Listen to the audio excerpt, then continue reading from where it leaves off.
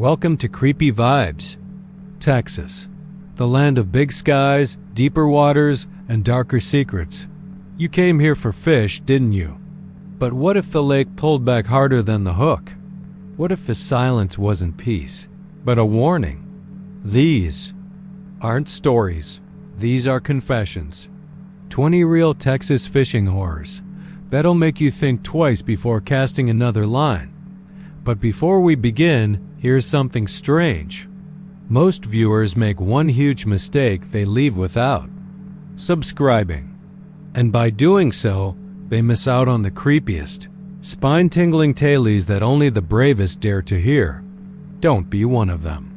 Hit that subscribe button now, because tonight's just the beginning, and the terror waiting in the darkness is far from over. Where are you watching from? And what time is it there? Let me know in the comments, because here, the night is only getting started, and the horror is waiting to unfold. Now, let's dive into the darkness.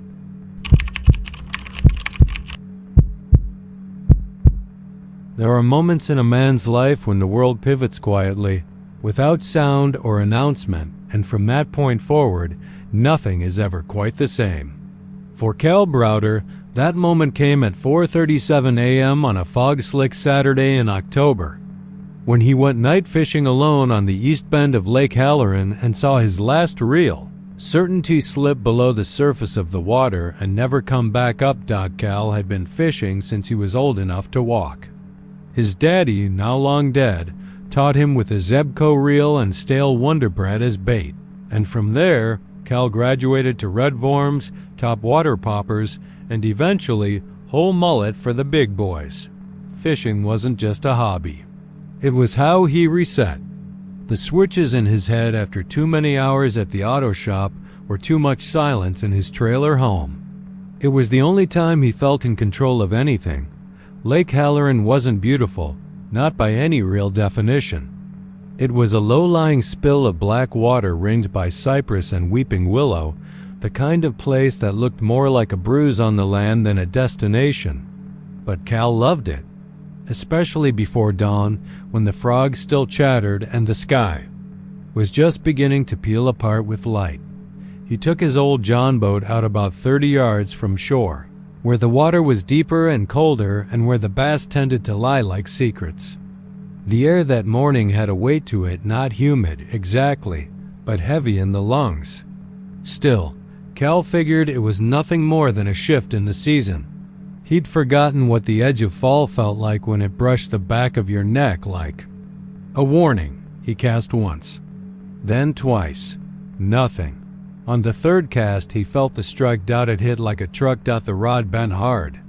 Line screamed off the reel in a sharp hiss, and Cal's heart spiked, not with fear, but with the kind of rush that only comes when something fights back.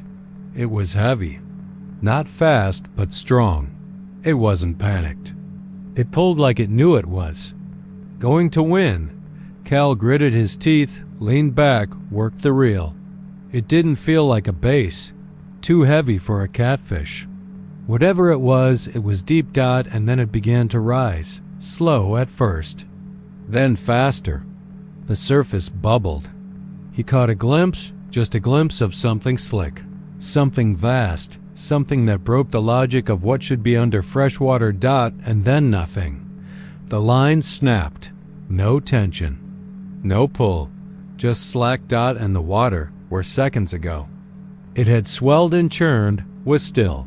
Glass-flat. Cal sat in stunned silence. He reeled in the empty line and checked the hook. Gone. Not just broken, eaten. Bent metal, twisted like wire.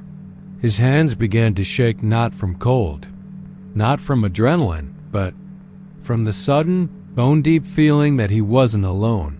He scanned the surface. Nothing moved. No ripples. No birds.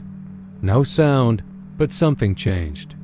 The boat shifted, almost imperceptibly, like a weight had been added below deck. He didn't want to look over the edge, but he did. He had to. That's the thing with fear. It doesn't always freeze you. Sometimes it pulls. What he saw was wrong. There was a shadow beneath the boat, large, round, too far down to make out clearly, but close enough to know it wasn't a log. It wasn't a rock. It was alive. It moved. He jerked backward, almost fell. The boat rocked violently, nearly tipping. Something tapped the bottom 3 knocks, precise as if asking a question. Then came the sound, not above, not from the trees, or the shore. Inside his head, it wasn't words. Not in the way we think of words. It was a hunger, a cold, slow need. Like something ancient had taken notice of him, and now it was wondering what he'd taste like. Cal started the motor. Pulled too hard on the cord. Slipped. The engine sputtered, caught. He aimed the bow toward shore and gunned it. The boat moaned, heavy in the water, as if dragging something behind it. When he reached the shallows, he didn't dock. He jumped. Hit the mud, stumbled, fell, ran. Didn't look back. He never fished again. People said he went crazy, that he drank too much and told stories no one wanted to hear. He lost his job. His trailer got sold out from under him. Last anyone heard, he was living in a halfway house outside Abilene. But before he left, he told a story to a teenager working the bait shop, an earnest kid named Danny, who still remembers it like a sermon. He said, "It wasn't a fish. It wasn't even a thing. It was like the water itself looked at me, and it decided it wanted more." They say Lake Halloran's level never changes, not in drought, not in flood. That no matter how much it rains or how hot it gets, the lake always stays. The same because it doesn't lose water. It keeps it. And sometimes it keeps other things too.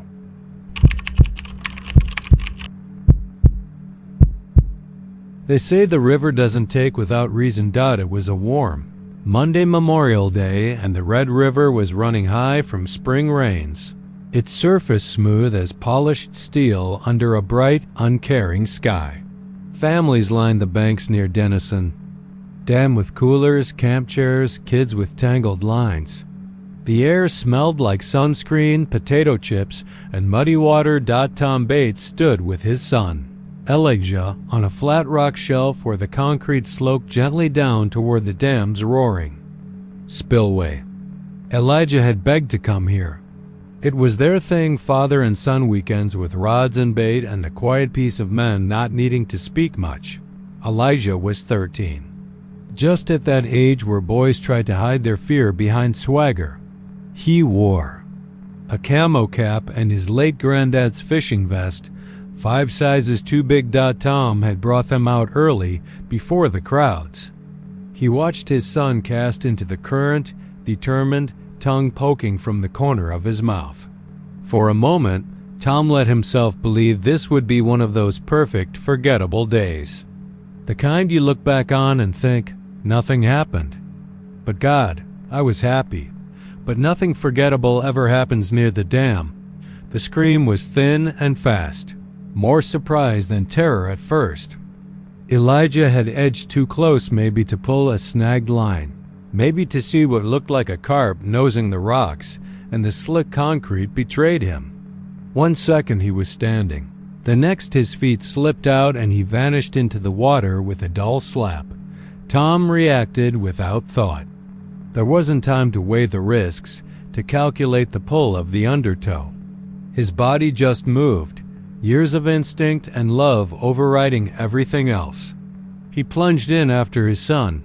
What followed was chaos. A woman on the bank yelled, "Another!" Man called 911. Someone ran. But all Tom saw was Elijah's head bobbing in the current, eyes wide with animal panic. He reached him in 4 powerful strokes and grabbed the boy's vest. Kicked hard. Managed to push him sideways toward a cluster of rocks that broke the current. "Climb, Eli! Climb!" The boy did, scrambling like a soaked cat onto a ledge slick with algae. He coughed, he cried out, but he was safe. Tom turned the back toward the middle of the river, looking for his next move. Then he was gone. Just like that dot, no flailing arms. No cry, no sound but the river's endless roar. Divers came within the hour. They searched all day and through the next. Locals shook their heads. The dam had taken others before strong swimmers, careful men. The current here didn't behave. Like normal water, it pulled down. It pinned you to the bottom. Sometimes it gave you back in a day. Sometimes a week. Sometimes never. They found Tom 3 days later, tangled in driftwood 4 miles downstream. His body bloated, eyes open, face peaceful in a way that twisted the stomach. Clutched in his right hand was Elijah's camel cap. Still soaked, still. Smelling like river rot. The funeral was closed casket. The preacher said words about heroism, sacrifice, faith. But something stayed with Elijah. Not just grief. Something sharper, stranger. He stopped speaking for a week. When he did, the first thing he said was he wasn't alone down there. At first, everyone chalked it up to trauma. A boy's way of processing horror. But then came the dreams. Screaming in the night. Doors found open when they were locked. Windows smeared with wet handprints too high for a child to reach. His mother blamed herself. Bought a dog. Installed cameras. Nothing helped Dot, and then came the neighbor Dot. It was just after 4 a.m., the fog thick on the river. Ed Coughlin, a retired welder and early riser, was walking his dog when he saw someone standing at the edge of the Bates dock. Tall, barefoot, dripping. He said the man was staring into the water, unmoving. That he looked familiar. When Ed called out, the figure turned out it was Tom, or something wearing Tom's face, but the eyes weren't right. They were black, not like inky or bloodshot, but hollow. And smiling. The figure vanished with a splash. That never made a sound. Ed never walked past that dock again. Elijah sleeps with his light on now. He doesn't fish. He doesn't talk about the river. But sometimes, on cold, foggy nights, he swears he hears footsteps pacing the dock. The dog growls at nothing. Water runs beneath the boards, whispering secrets no one wants to hear. Some say grief plays tricks. Others say the dam keeps pieces of the ones it takes. Not just their bodies, but their memory, their will, their echo. Because the river doesn't. Just take Dot, it waits Dot, and when the current turns just right, it gives something back. Dot, something wet. Dot, something hungry.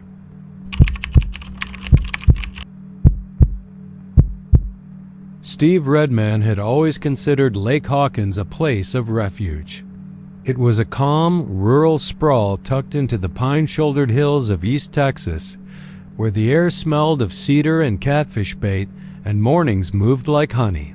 After the divorce and before the alcohol had fully wrapped its fingers around his throat, it was the only place he still felt like himself.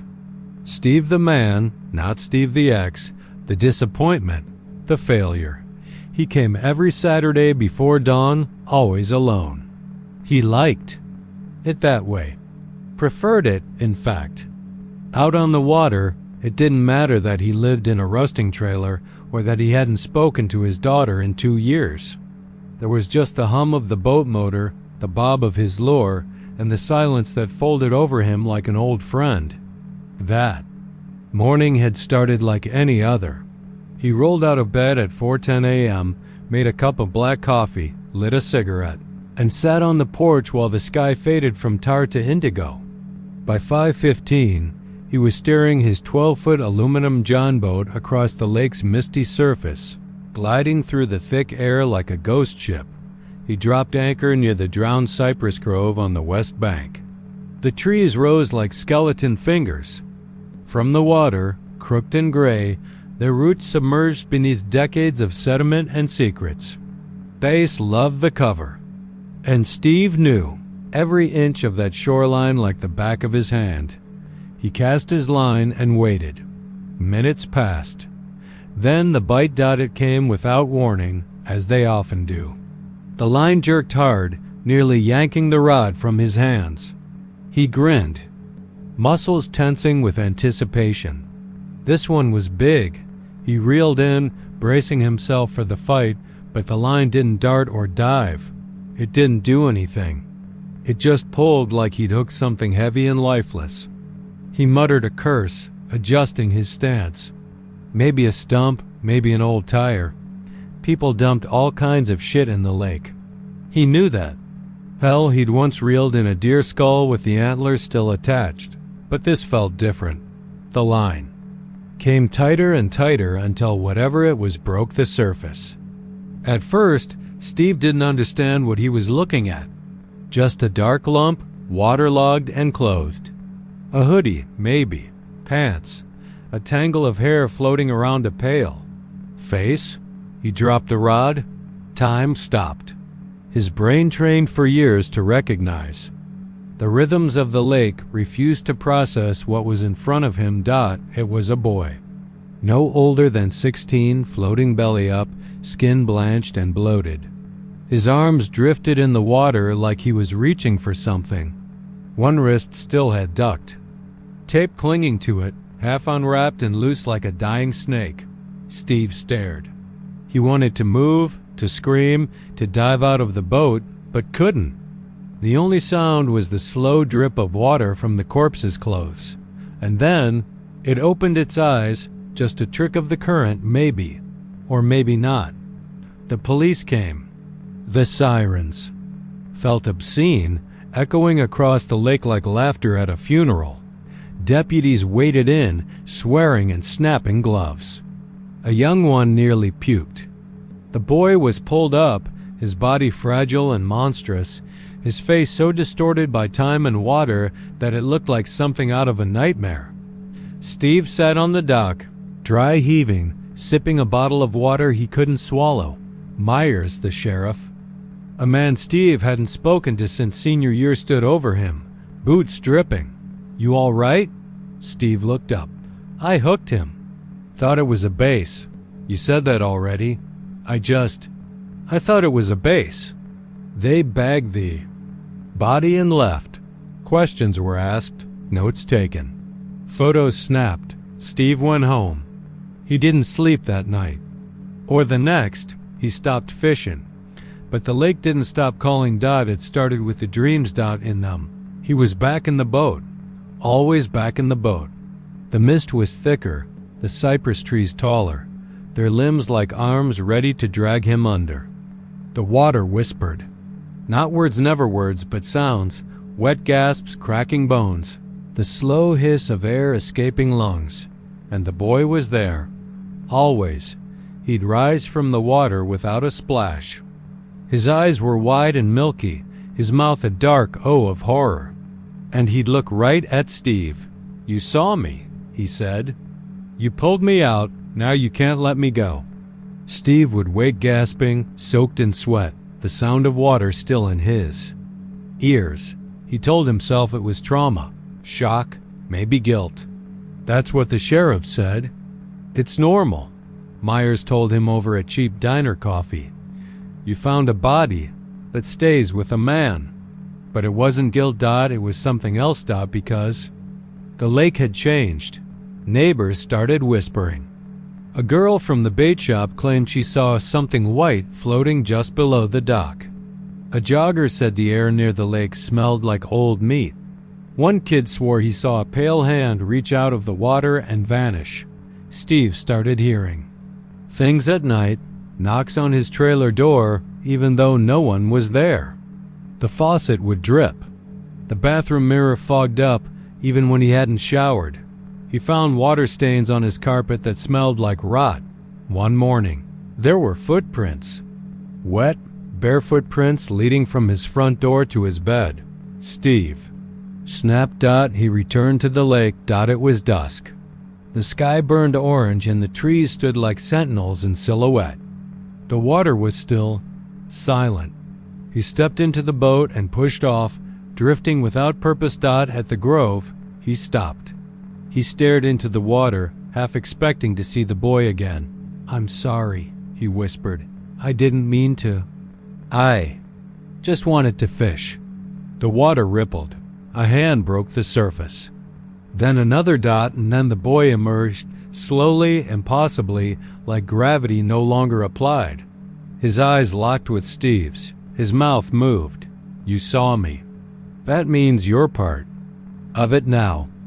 The boat began to shake. Steve screamed. And then there was only the lake. They found his boat the next morning, drifting empty in the fog. No sign of Steve. No struggle.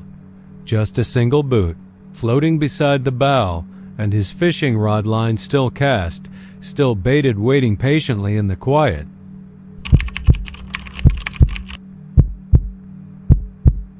The day had the kind of warmth that made your bones loose and your eyelids heavy.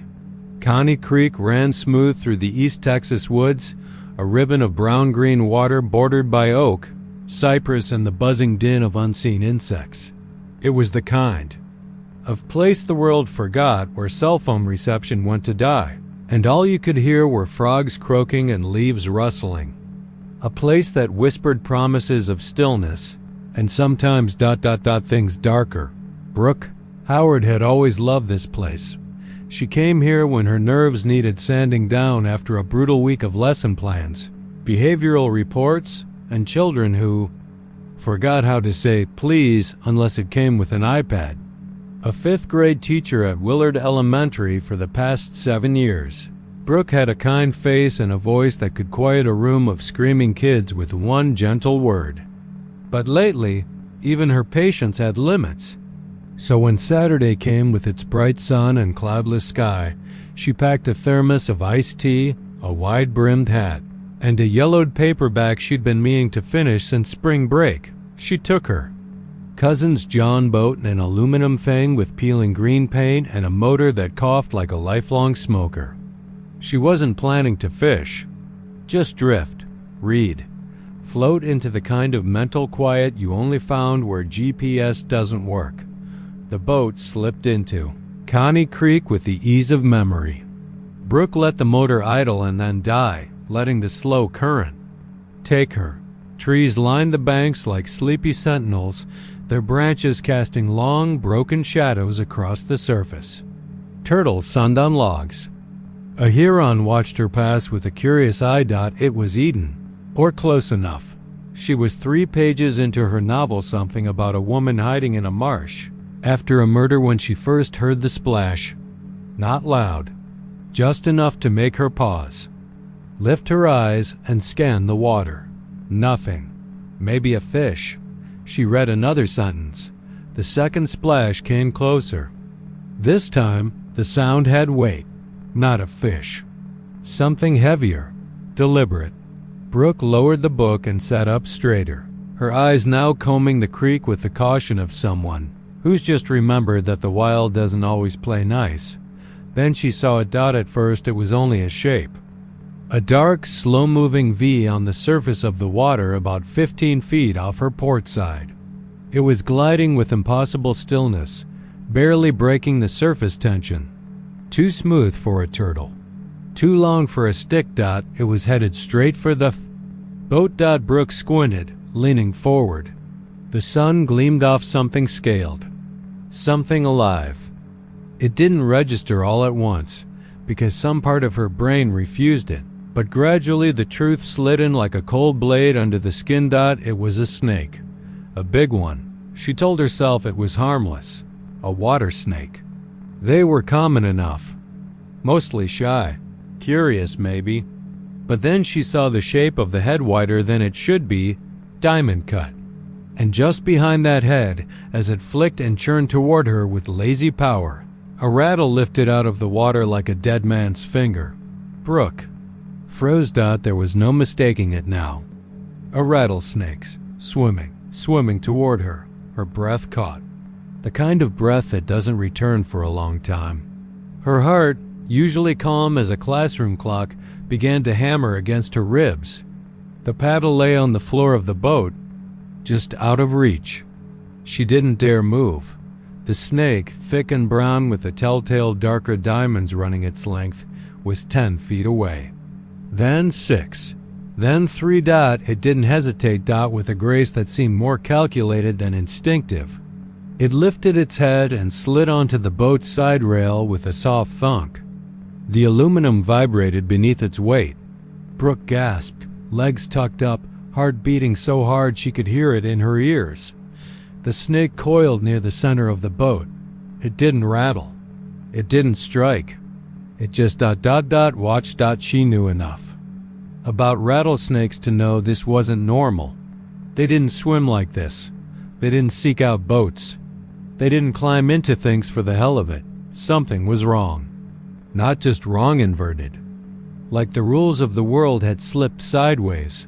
She grabbed the paddle in a panic, lifting it with shaky arms, trying to edge the snake out, but the motion spooked it. The rattle buzzed like an electric saw. It struck not far, just enough to say you're mine if I want you. Brooke's breath came in short, shallow gulps. She was pinned. Nowhere to run. No cell phone. No radio. The creek was quiet again, except for the wind and the soft tap of the snake's tail against the boats. Floored. She thought of her students, of her little dog, Maisie, waiting at home. She thought about how calm it had all seemed this morning. How beautiful, and how that beauty had teeth. Then, as the snake retracted into another coil, Brooke moved on instinct. She stood, wobbling, and leapt into the water. Cold, shocking. It punched her lungs, but she didn't care. She thrashed, kicked, swam with every shred of primal fear her body still remembered from some ancestral place, where we ran barefoot from lions and listened for the hiss in the grass. Behind her, the boat rocked. The snake, unmoved, watched her. Go. She reached the shore, pulled herself through mud and roots and briars, her legs scraped and shaking. Her hands were cut, her hat gone. But she was alive. She turned to look. The boat drifted slowly with the current back into the bend of Canny Creek. And there it was, the rattlesnake, still perched like a king on a throne, rattling gently in the breeze. Brooke didn't tell many people. Not right away. When she did, some laughed. Others said it was a harmless water snake. Rattlesnakes don't swim, they said. You must have seen it wrong. But she knows what she saw. Canny Creek still flows quiet through the trees. It still offers its illusion of safety.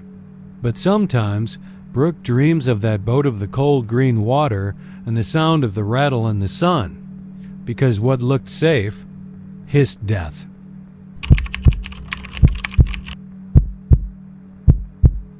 He dropped anchor just after sunset in a secluded inlet just north of Galveston Bay.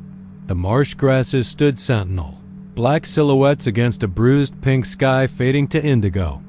He was an old salt 15 years on Texas inshore flats, chasing redfish and trout through the swing of the tide, but tonight felt different. The world held its breath. Night had a way of swallowing sound. There's no hum of streets, no comfort in background chaos. But even out here, far from land, something felt off. He lit the cabin lamp, then killed it after 1 minute too much. Light, too much peace. He trusted darkness tonight. The tide came in gentle, the water lifting then falling like lungs. His hull creaked in response. He lay on the deck, listening, heart attuned to each wood-grained protest. Somewhere far beneath, the mud gurgled. He imagined a beast down there, the local sawfish maybe or worse. But beneath was not a creature, it was a will. A patient thing, waiting. After an hour he heard it. At first a subsonic groan, like a distant engine sputtering. Then the boat rocked, stern dipping, bow lifting. He scrambled up, lantern in hand, sweating despite the chill. Lantern light danced on the ripples, slicing through dark. No boat nearby. No moon, just a sickly half-sphere. Perched behind ragged clouds, he walked to the railing. Beneath, water pulsed outward in swift circles, concentric and deliberate like ripples from something larger than a stone. He dropped the lantern to his thigh, leaned over, saw a shape long, thin, too fast. It vanished. He thought he glimpsed A paddle-shaped appendage like a fin, but its undulation was humanoid, twisted. He backed away, dizzy. He thought back several weeks. A feature in Texas saltwater fishing magazine. Fishermen recounting night wade stories, genuine private interviews. One said, "I felt something brush my calf, cold, heavy, like a man moving under the water." Another whispered of low moans rising from the flats. They weren't fish calls, they were voices. He didn't believe until tonight. He lit a cigarette, hands trembling, light flickering. Smoke curled, scented like burnt tar. He'd come. To fish, to enjoy solitude. A danger had been part of the thrill. Sure, maybe an alligator or a big bull trout. But that was ordinary danger. This felt older, stranger. At the cabin door, the radio hissed and crackled. He opened it, static spinning back. One distinct sigh. A breath, not wind. A sigh. He keyed the mic, voice catching. Marsh? Anything. Out there? No reply. But another sigh deeper, below the static. He staggered backward, nearly toppled. Hard a hammer in his ears. He fell to his knees on the deck, flashlight out. He swept the beam over the water, every passing ripple a toth and meeple a tilnahadawan. He swept the beam over the water, every passing ripple of water. Drumbeat of dread. A flare popped in his pocket, the little thing he carried for emergencies. He struck it. A blood-red flare flared overhead, hissing, throwing color across the dark world. For a heartbeat, at the flare's edge, he saw it, watched it. Two pale discs reflecting. Eyes. Not deep, they floated just at the surface. They didn't move, they stared. Then the flare guttered, smoke choking air. Eyes vanished, but feeling remained. He was seen. A hard rain began, spattering the deck, rinsing the flare's glow out. Darkness reclaimed the salt marsh. The wind rose, imitating voices in the long grass, lilting chants he didn't understand. The marsh breathed again, a living lung around him, inhaling. He grabbed the flare, shuttered the engine door, battled. The rain to crank the engine. It roared to life, loud and ragged in the night. He pulled anchor. Roots tore. Water frothed as he shoved off. Spray blasted across his face. He thought he heard footsteps in the cabin behind him, like someone had stood up, taken position just beyond the bow. He glanced, saw nothing, but he felt them fall silent the moment he began moving on back into the depths. He steered north by compass heading, heart pounding. Behind him, the marsh lay silent again, open to the sky. The motors hummed steady, reassuring in its mechanical monotony. Rain drummed on the deck, and he imagined whispers in every gust, cries, lamentations, warnings. By midnight, the clouds split. A brassy half-moon emerged. He saw the flats pass in his lantern's range. 5 miles from the inlet, he radioed the harbor. Voice raspy. Need dock. Something under me. No. His sentence shuddered. He hit transmit again and again until someone answered. He didn't speak. They docked him, then just stayed on the radio, voice calm but distant until he reached the slip. He unhitched. The boat propped on blocks. He sat on the dock, rain sketching circles at his feet, lantern on the pilings next to him. He watched his boat rocking in the berth, water sighing beneath the hull. He didn't sleep that night.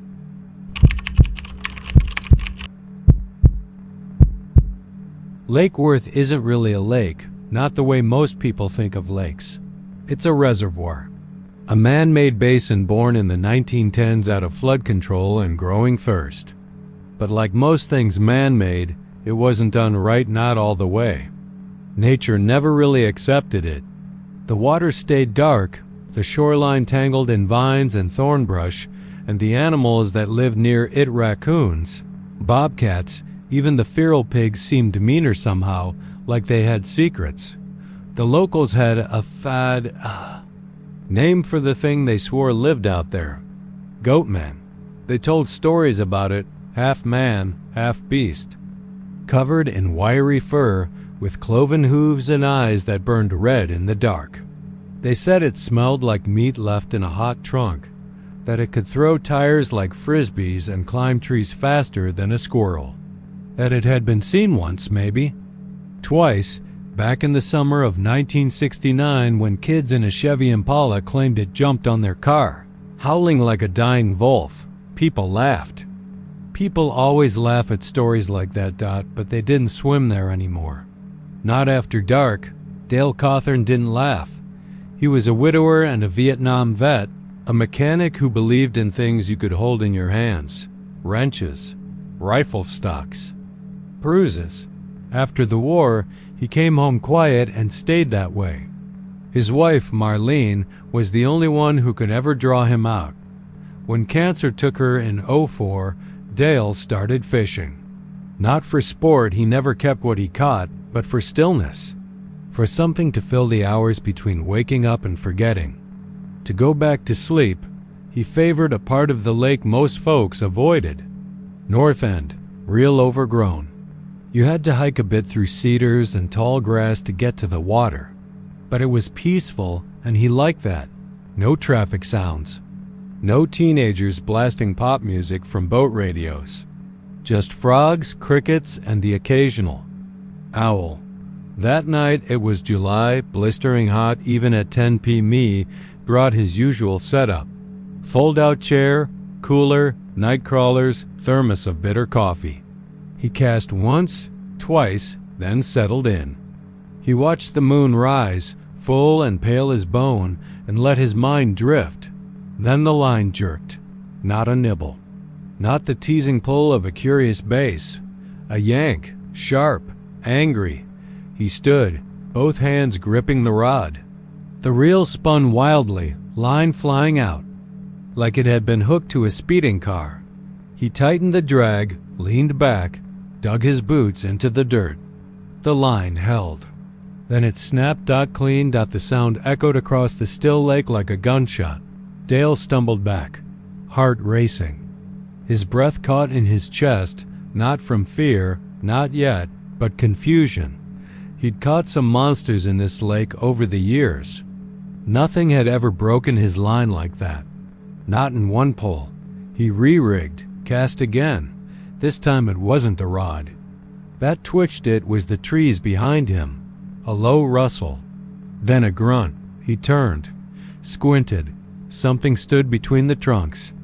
Tall, hulking, its silhouette wrong. It wasn't a bear. Too lean, too upright. It shifted, and the moonlight caught its face half shadow, half snout. Horns curled back from its skull like ram's horns. Its eyes glowed faintly, like brake lights through fog. Dale didn't move. He couldn't. It just stood there, watching. Then it stepped forward, slowly, deliberately. Dale reached for his flashlight. Clicked it on. Nothing. The beam didn't reach it.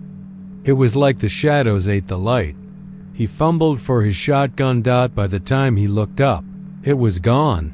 He went home that night, locked every door, closed every curtain, told no one. But he went back the next night, and the next. He had to know. A week later, Dale Cawthorn vanished. The sheriff's department found his truck parked near the trailhead. His chair and tackle box were at the shore, untouched. The line on his pole was snapped. There were hoof prints, big ones pressed deep into the mud, but they stopped abruptly, as if whatever made them had simply lifted off the ground and flown away. They never found a body. The story spread again. The Goatman, the monster of Lake Worth. Some blamed a bear, others a prank. The skeptics rolled their eyes. But the fishermen stopped going out after dark. And then the dream started. People who lived nearby, kids, retirees, even hardened ranchers began waking up drenched in sweat, convinced they'd heard breathing in their rooms, low, ragged, wet. One woman found muddy hoof prints on her porch, leading up to her bedroom window. A few said they saw it in broad daylight on the edge of the woods or standing in the water. Half submerged, staring up at them with eyes that didn't blink. Someone shot grainy footage on a trail cam. It made the rounds on YouTube. Most called it fake, but it looked just like the thing Dale saw that night. And the lake? It got worse. Fish numbers dropped. Dogs refused to go near it. One day a whole flock of geese landed on the water and never took off again, just floated there. Lifeless, beaks open, eyes clouded. Now it's mostly quiet. But sometimes, late at night, folks still hear a splash that echoes too long. Or a rustle in the brush when there's no wind. And sometimes if the moon's just right and the crickets go silent, you might feel something watching. If you go to Lake Worth, don't cast alone after dark. Because if your line jerks hard, harder than anything living should pull, don't fight it. Cut the line and pray it doesn't follow the ripple back to shore.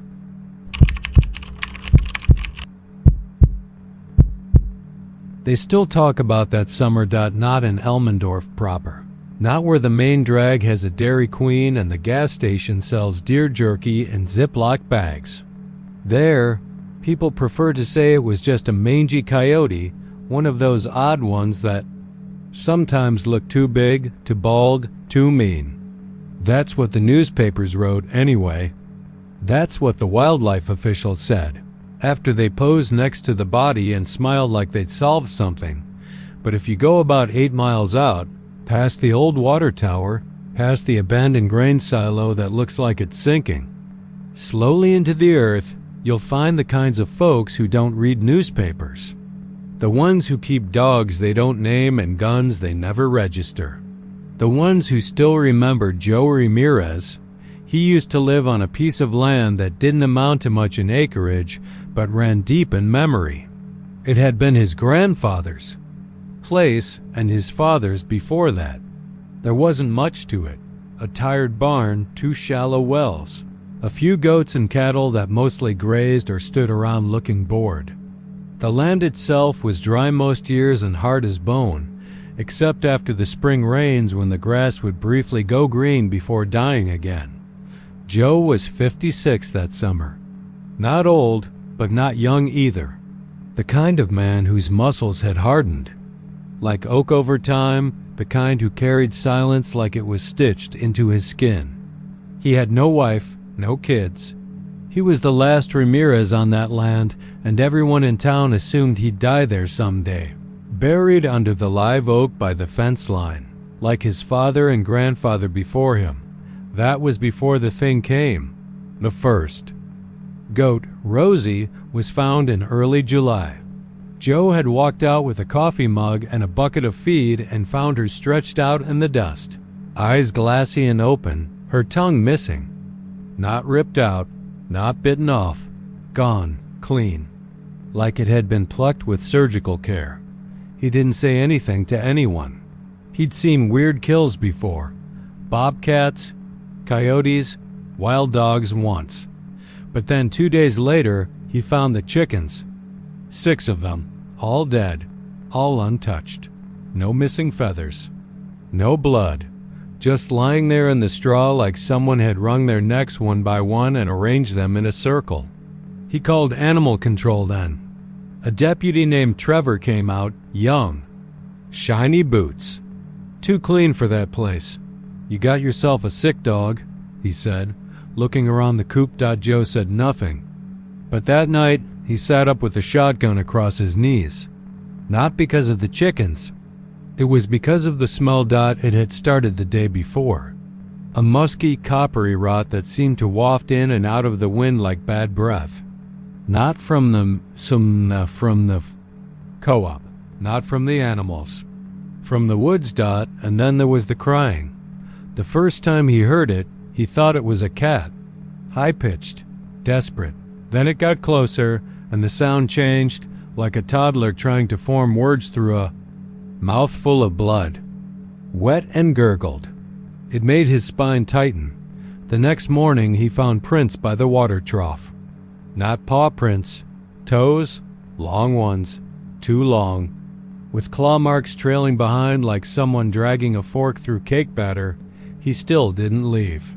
The Ramirez men were stubborn like that, but he moved the goats into the barn and reinforced the latch. He started carrying the shotgun everywhere, even to the outhouse. He boarded up the old crawl space under the house after hearing something scratching down there around. 2 a.m. then, in late July, it came for the cattle. He found the heifer, Mada, just before dawn. Her legs had been broken, all four folded in the wrong direction like some giant had stomped her down. Her jaw was missing. Not torn off, gone. The skin around her face sagged like melted wax. That was the day Joe stopped going into town. When Ed from the feed store called asking about his usual order of oats and syringes, Joe didn't answer. When Pastor Hall sent his assistant to check on him, she came back pale, saying she felt watched the whole time. But Joe stayed, because that land was his. Because men like him didn't run. Because something in him, pride or madness or maybe something darker, wanted to see what the hell was stalking his bloodline. So when it finally came to the porch, he was ready. It was just past 3 a.m. The moon was a sliver and the wind had died. The air was thick and still. Joe sat in the kitchen with a shotgun and a lantern. Then he heard the boards creak, not once, slowly, like someone pacing. He held his breath. Waited. Then something pressed against the window. It wasn't tall, but it was wrong, hairless, wrinkled, the skin tight and shiny like something half-born. The head was misshapen, long and too narrow at the snout. Its limbs, if you could call them that, ended in long fingers, 5, not paws. But it was the eyes that undid him. They weren't animal. They were human or used to be yellow, filmed over like old marbles, but they blinked. And in them, Joe saw something he couldn't describe. Pain, maybe, or recognition. Like it saw him and remembered something. Then it opened its mouth, and it cried, not roared. Not howled. It wept.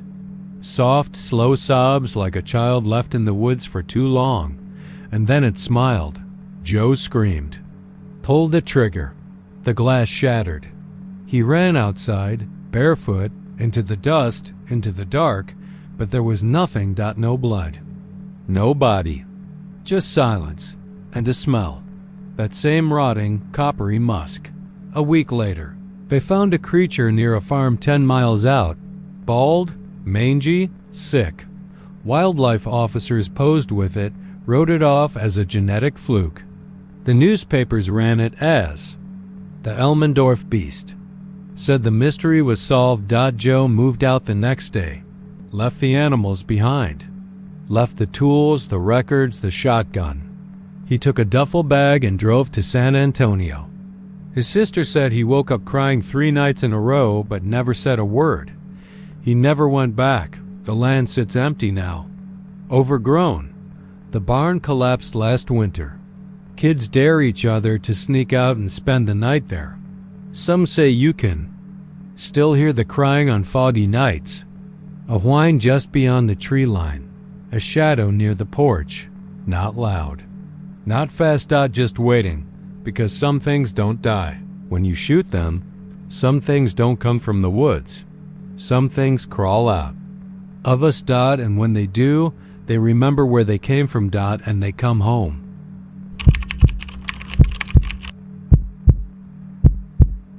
Navidad Creek wasn't a place people visited on purpose.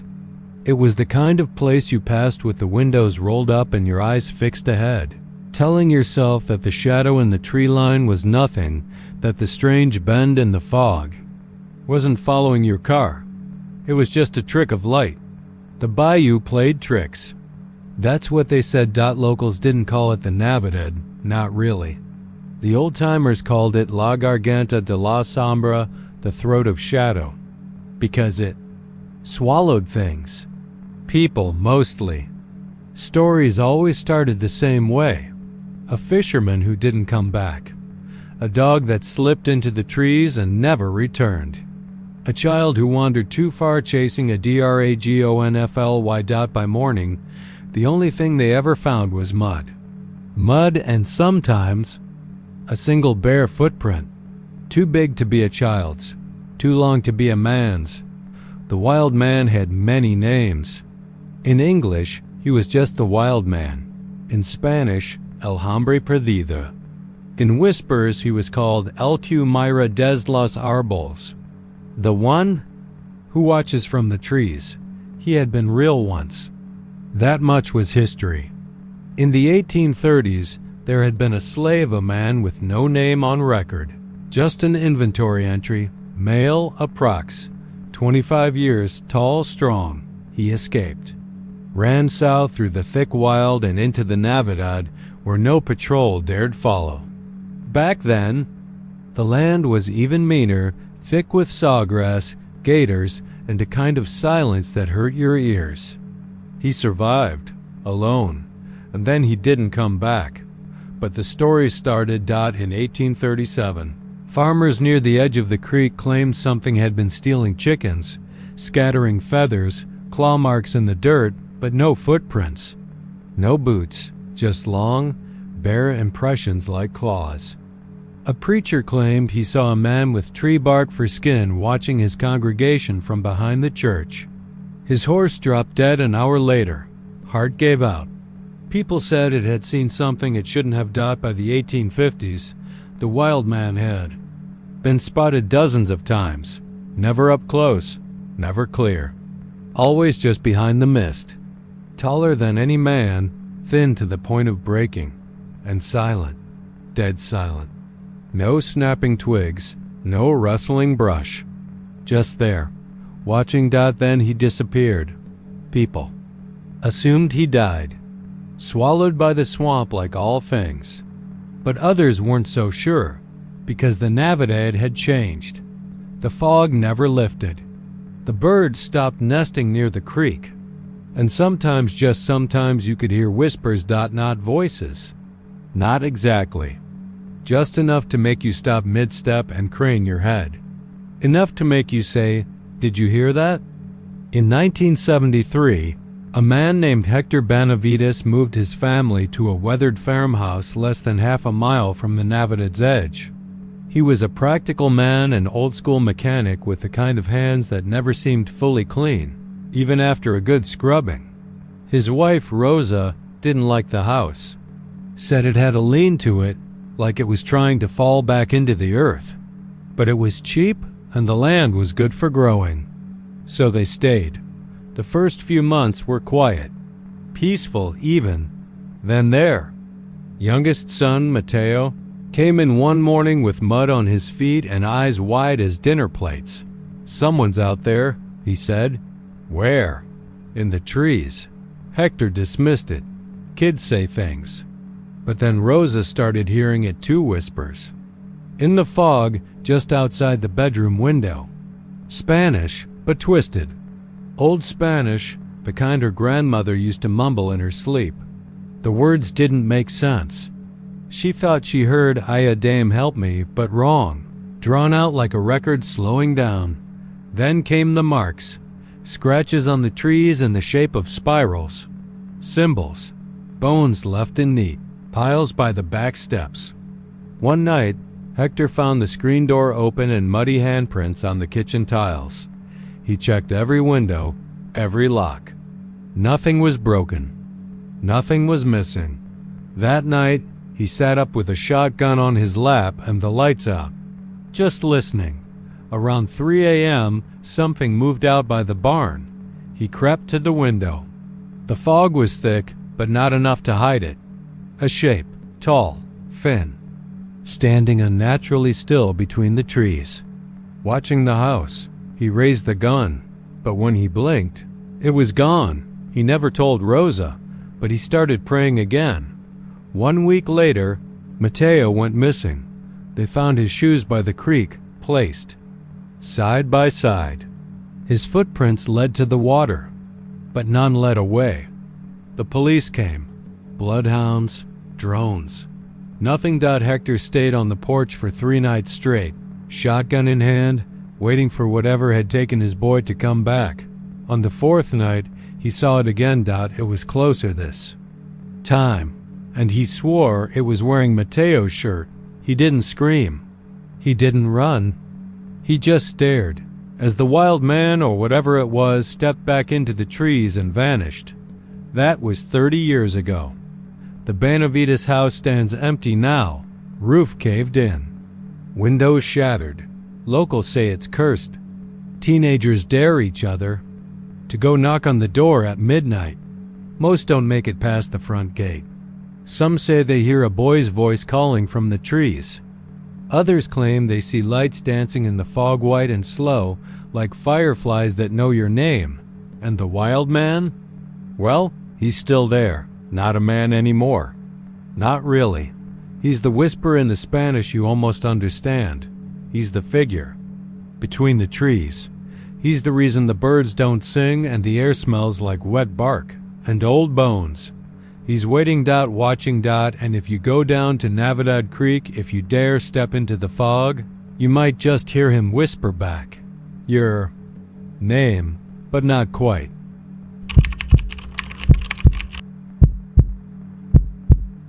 Cody Delmer always said there were only 2 kinds of people in Oklahoma: those who noodled and those who were too chicken shit to try. He was, by every inch of muscle and bravado, the first kind. He came from a long line of noodlers.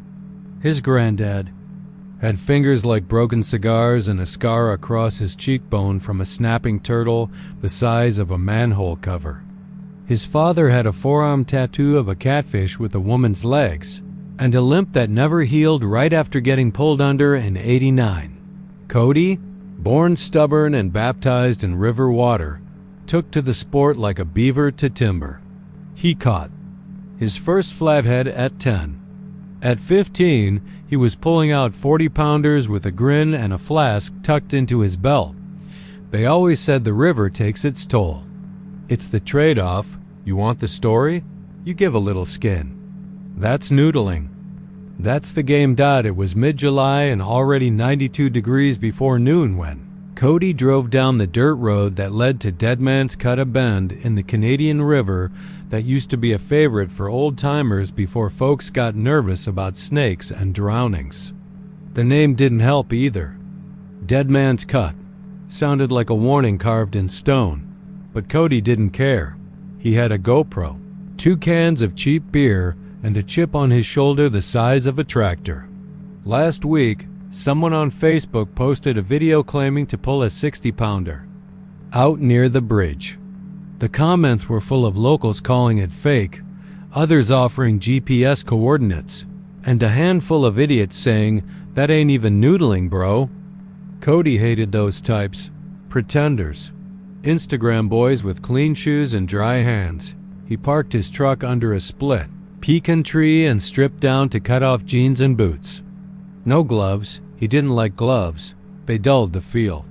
And feel that subtle vibration of movement in a dark hole. The feathery brush of fish whisker on skin, that was everything. The river looked harmless, lazy even, but Cody knew better. Water like that could love you like a mother or gut you like a hunter's knife. It had moods, currents, hiding places. He waded in slow, feeling the silt swallow his toes, feeling the heat of the days surrender to the river's cool breath. He checked a few holes along the bank, groping into underwater crevices with the practiced patience of a man who'd done this 100 times. Then, under the lip of a half-submerged boulder where the mud went dark and the world got quiet, he felt something. Not a fish. Not yet, but a hole. Deep and tight. The kind you couldn't see into, not even if the water was clear, which it never was. These holes weren't just shelters. They were traps made by the river itself.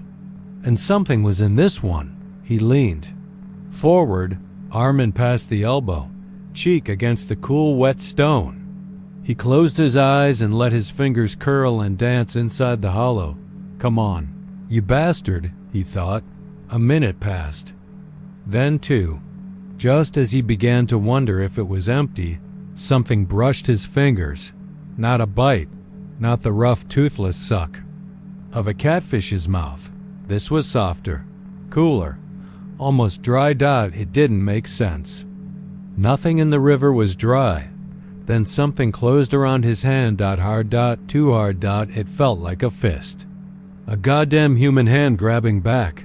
He yelped, more shocked than scared at first, but then he tried to pull away, and whatever it was pulled back. Fast, hungry. His shoulders slammed against the rock. His head dipped under. Cody thrashed, but the grip only tightened. His fingers were being crushed. He could hear the knuckles pop, feel the sharp jolt of pain shoot up his arm like lightning in reverse. Air exploded from his lungs. He surfaced, gasping, screaming. He tried to brace himself on the rock with his free hand, legs kicking, but his boots found no purchase. The water was deeper here than it looked, and the hole, oh Jesus, the hole was alive. Something tugged again, harder this time, and Cody felt two fingers snap, not twist, snap, like dry twigs. The pain was white-hot, electric. But worse was the sound, that crunching wet sound close to his ear, like it was inside him. And then he felt it. Nails. Digging into his wrist. Human nails, long, ragged, cold. He screamed, or tried to, but it came out like a choking gargle. He used the last of his strength to rip back, felt the skin tear, something give way, and suddenly he was free. He collapsed in the water, clutching his mangled hand. The pinky was gone, the ring finger too. Blood curled like ink in the river. But the hole was still there. Watching. He scrambled back to shore, dripping, trembling. Every breath was a razor. His hand looked like a dog had chewed it. But it wasn't a dog. He sat there for a long time, holding the wound, shaking, staring at that spot in the water where the current swirled just so, where the mud kept turning over like something was still moving. Later, at the E, the doctor told him the cuts didn't match a turtle. Too clean, too deep. Looked more like bite marks, the doctor said, squinting, but not from an animal. You said this happened underwater? Cody nodded. Strange. Almost looks human. They stitched him up, gave him antibiotics, sent him home. Cody never went back to Dead Man's Cut, but he started having dreams. About the river. About being pulled under. About a face, not a fish, not a man, but something between, pale, eyeless, with lips like waterlogged, flesh and hands that had never known sunlight. He quit noodling, sold his gear. Wouldn't even go near the water. People thought he'd gone soft. Said he'd gotten spooked by a turtle. But Cody knew the truth, because when he rolled up his sleeve, the inside of his wrist bore something new. Something stitched into the flesh like a tattoo made by nature itself. Fingerprints. Long, thin, and inhumanly wide apart. Something down there had touched him, and it wanted him back.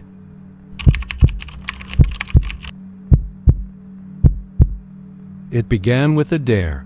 It usually does. Mason Greeley, former guide turned weekend fisherman, had heard about the reef lights from just about everyone south of Corpus. Old-timers with creaky knees and tackle boxes full of rust, kids hanging around. Boat launches talking big, even tourists with high-dollar rods who didn't know a red drum from a fence post. The stories all came back to Baffin Bay and those damn beach rock reefs that jutted from the shallows like crooked teeth. They called them the Watchers. Supposedly, on windless nights when the tide sat still and the moon hung heavy, the lights came. No one agreed on the shape. Some said pale orbs. Others claimed flickering candles or greenish lanterns. Some said they floated. Others swore they walked.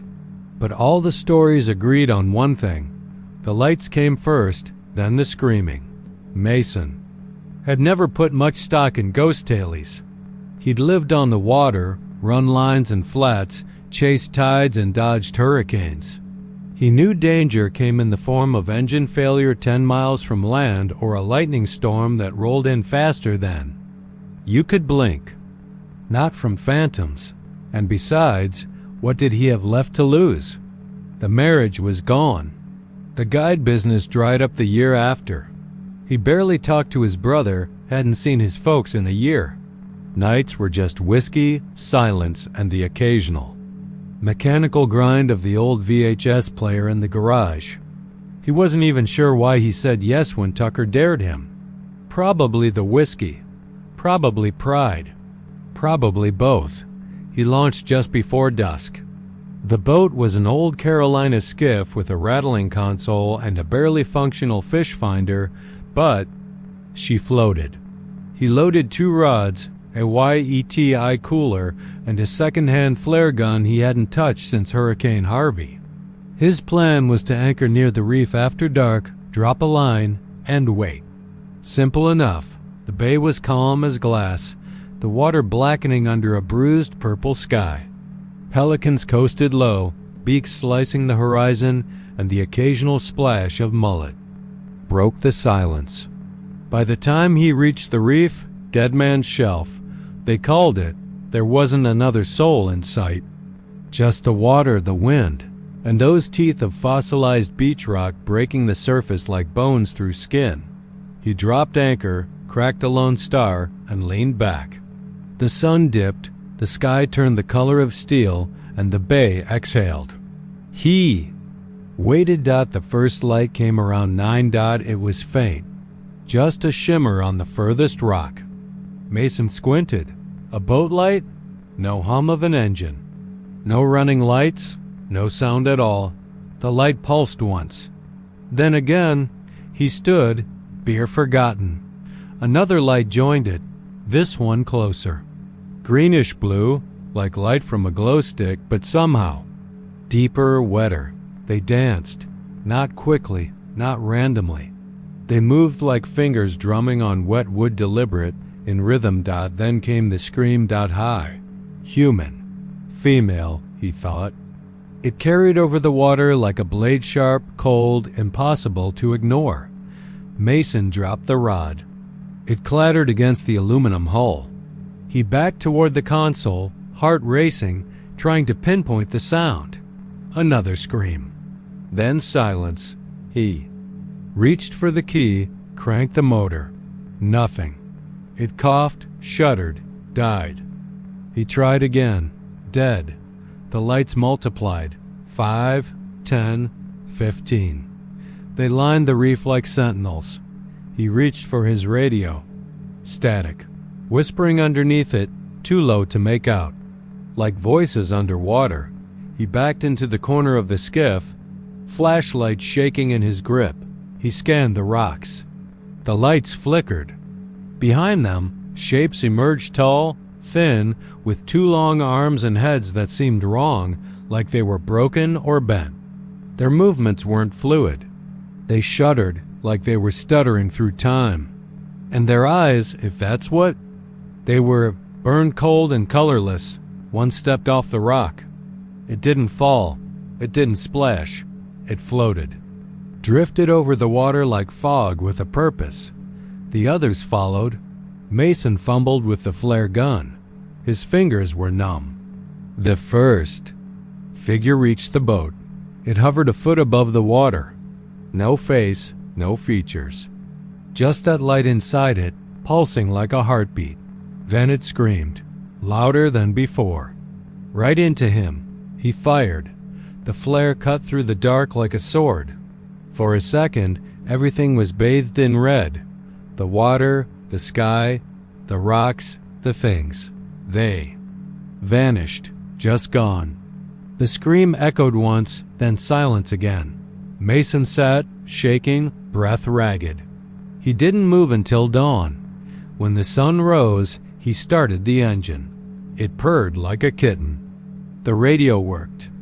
He motored back to the dock without a word, hands trembling on the wheel. He never spoke about it, not to Tucker, not to anyone. But sometimes, when the tide's just right and the moon's too big, he thinks he sees those lights from his porch. just a flicker, just a dance. Then silence. And sometimes, if the wind's wrong, he hears screaming. Always just after the lights.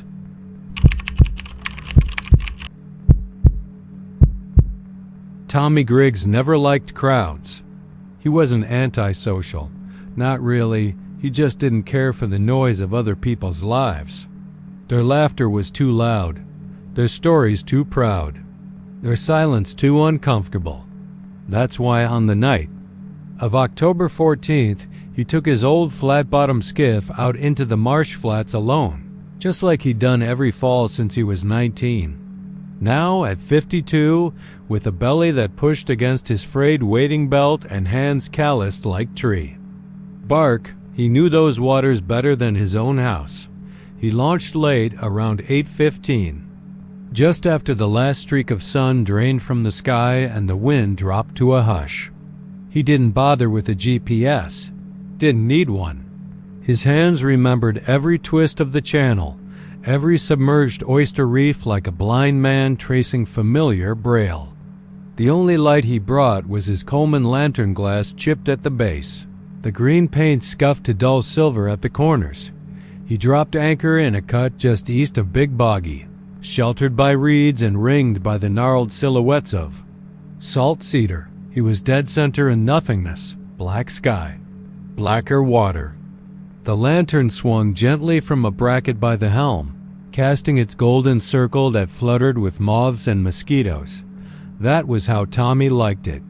Just him, the fish, and the dark.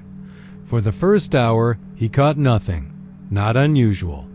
The tide was low and the water still, but Tommy didn't mind. He drank his warm coffee, flicked his cigarette ash into the bay, and listened to the soft creak of the boat's hull adjusting to the current. The night was full of sound shrimps snapping beneath the surface, the occasional splash of mullet breaking the skin, and once, the croaking scream of a heron startled from its roost. It was almost meditative. Until the sound stopped. It didn't fade. It stopped. One moment, the symphony of the marsh, the next nothing. No frogs, no wind. Not even the lap of water against fiberglass. Just silence, thick and absolute. That's when the lantern flickered. Tommy looked up, a single pulse, like the flame had hiccuped. He leaned forward, adjusting the fuel valve. The flame steadied, but weaker now. He tapped the glass. Nothing cracked. No wind, nothing to justify it. Still, he shrugged. Old gear. It happens. He returned to his line. Then the boat shifted, not with the tide, not with the wind. It twitched, just once, a little jerk that made the lantern swing harder. A fish, he thought. Something big. Maybe a drum bumping the hull. But there was no splash. Then he heard it. Thump. From beneath. Directly under the boat. He stood, heart suddenly fast, but still rational. Stingray, maybe? Something stirred up in the silt. Another thump. Closer. He felt it this time through his boots, into his bones. Then something scraped the underside of the skiff. A slow, deliberate drag. His hand hovered over the anchor rope, instinct flickering. Maybe go, maybe pull up. But he didn't move. Didn't want to spook himself. That's how folks got themselves killed jumping at shadows. The lantern flickered again, and then it went out. No sputter. No slow fade. Just dark. Tommy stood in it, breathing hard, eyes wide but useless. He blinked, waiting for the stars to reappear, but even the sky seemed to have closed its eyes. Then came the breathing. Not his. Something else. Low. Wet. Too. Close. It wasn't like a gator's rasp or the short, sharp inhale of a porpoise. This was human almost. Gurgling. Bubbling. Then it laughed. Soft under the boat. A chuckle, choked and garbled, like a throat that didn't quite remember how to form joy. It rolled up from beneath him into the solace of his feet, along his spine. Tommy dropped to his knees, groping for the tackle box. He fumbled with cold fingers until he found the spare flashlight. Click. Nothing. He smacked it. Again. Nothing. The boat rocked violently. He hit the floor, hands grabbing at the console for balance. Another hit, then another. And this time, the laughter came from both sides of the boat. Voices now. Too many. Wet whispers. Some high, like children, some low and deep. All around him. And the scraping started again. Claws, nails. Hands on the hull. Tommy stood and grabbed the knife from his belt. Cut the anchor line with a clean jerk. The boat didn't move. He tried the outboard. Turned the key. The engine groaned, sputtered, died. The whispers grew louder, urgent, excited. Then the boat started to sink. Not fast, not like a hole in the bottom, but slowly, steadily, as though the water was claiming it inch by inch. He could feel it through his boots again, cold, rising. His legs numb, his breath short. He screamed. And the water screamed back. Not echoing. Answering. Hands, many hands wet, unseen, reached over the edge, grabbed the sides, and pulled. He dropped the knife, tried to back away, but there was no room. No light. No help. Something grabbed his ankle. Yanked. Then silence. The skiff was found 2 days later, grounded on a mud flat, lantern still hanging from the bracket. The glass was cracked, the bulb blackened. There were handprints on the inside of the hull, long, webbed fingers, too many joints, too many palms. They never found Tommy Griggs. Now the fishermen who know better don't anchor east of Big Boggy after dark. And they never, ever trust a lantern that flickers, because some lights go out for a reason. Some things wait for silence, and they're hungry.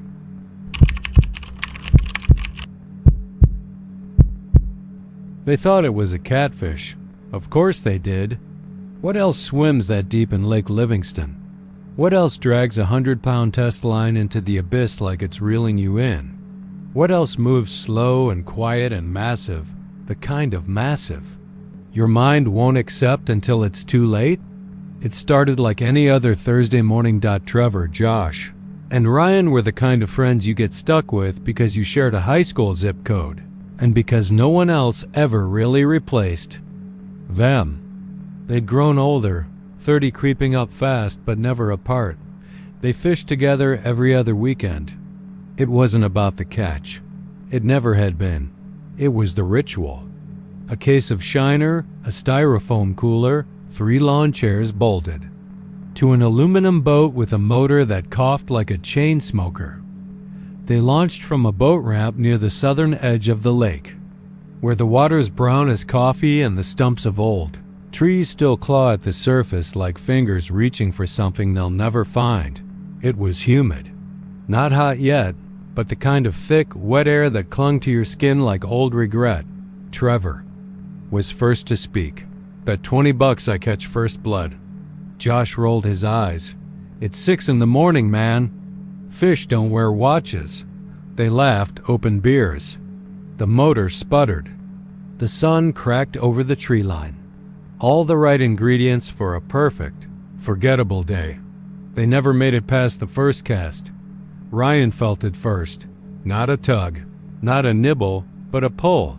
Slow, relentless. Like the water had suddenly grown teeth. He leaned forward. You guys feel that? Trevor looked over the side. Nothing. Might be a log. Ryan braced his feet. The pole bent in a perfect, you logs don't move upstream. Josh grabbed the net just in case. But as Ryan cranked the reel, the line went taut, not with fight, but with something deeper. The line didn't twitch. It didn't jump. It simply resisted, as if he'd hooked into a slow, deliberate force that didn't care it had been caught. They expected the snap, but it didn't. Snap. The boat shifted slightly, only an inch or two, but in the wrong direction. Against the wind, against the current. Like something under them was deciding where they'd go next. Trevor muttered, "What the hell is this?"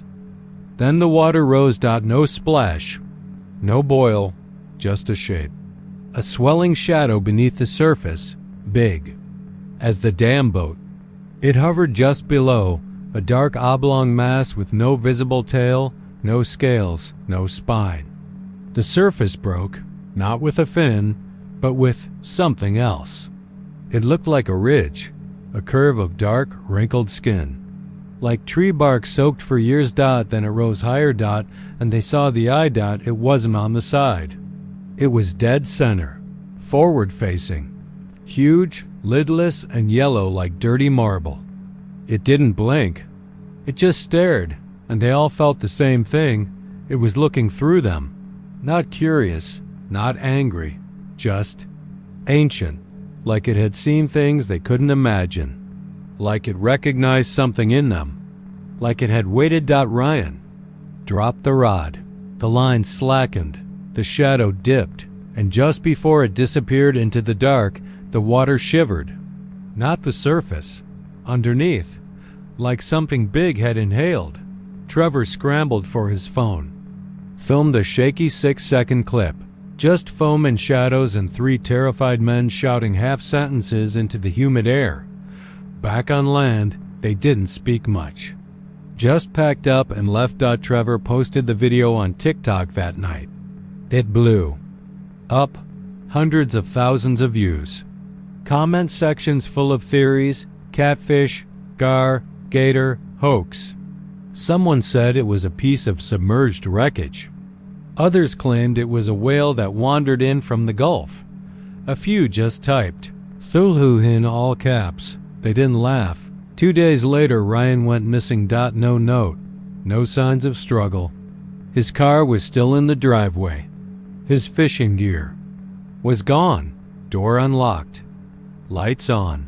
Cell phone left charging. The police called it a disappearance. Said he probably walked out, maybe headed into the woods. Stress does strange things to people, the deputy told Trevor. But Josh knew better. So did Trevor. They went back to the lake a week later. Not to fish, just to look. They anchored at the same spot, didn't talk, didn't drink.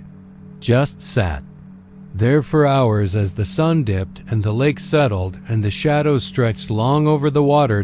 Right before they left, Trevor poured a beer into the lake. Just a little, a peace offering. That night, he dreamed of the eye and something else. He dreamed the lake had a mouth, not a mouth like ours, not lips and teeth. A mouth, a vast, living, ancient pit that opened slow and wet and wide. A mouth that had been shut for centuries, maybe millennia. Until now. In the dream, he stood on the water like it was glass, and the mouth whispered something to him. He couldn't remember the words, only the feeling, that it knew his name, and it was still hungry. He hasn't fished since. And on certain nights, when the wind dies and the lake looks like oil, Trevor swears he sees ripples move without wind. Circles where nothing touched. He thinks about Ryan. And he wonders if you go far enough down, if you sink past all the light and sound and heat, if maybe something else waits there. Something that remembers what it was and is still deciding what it wants to be next.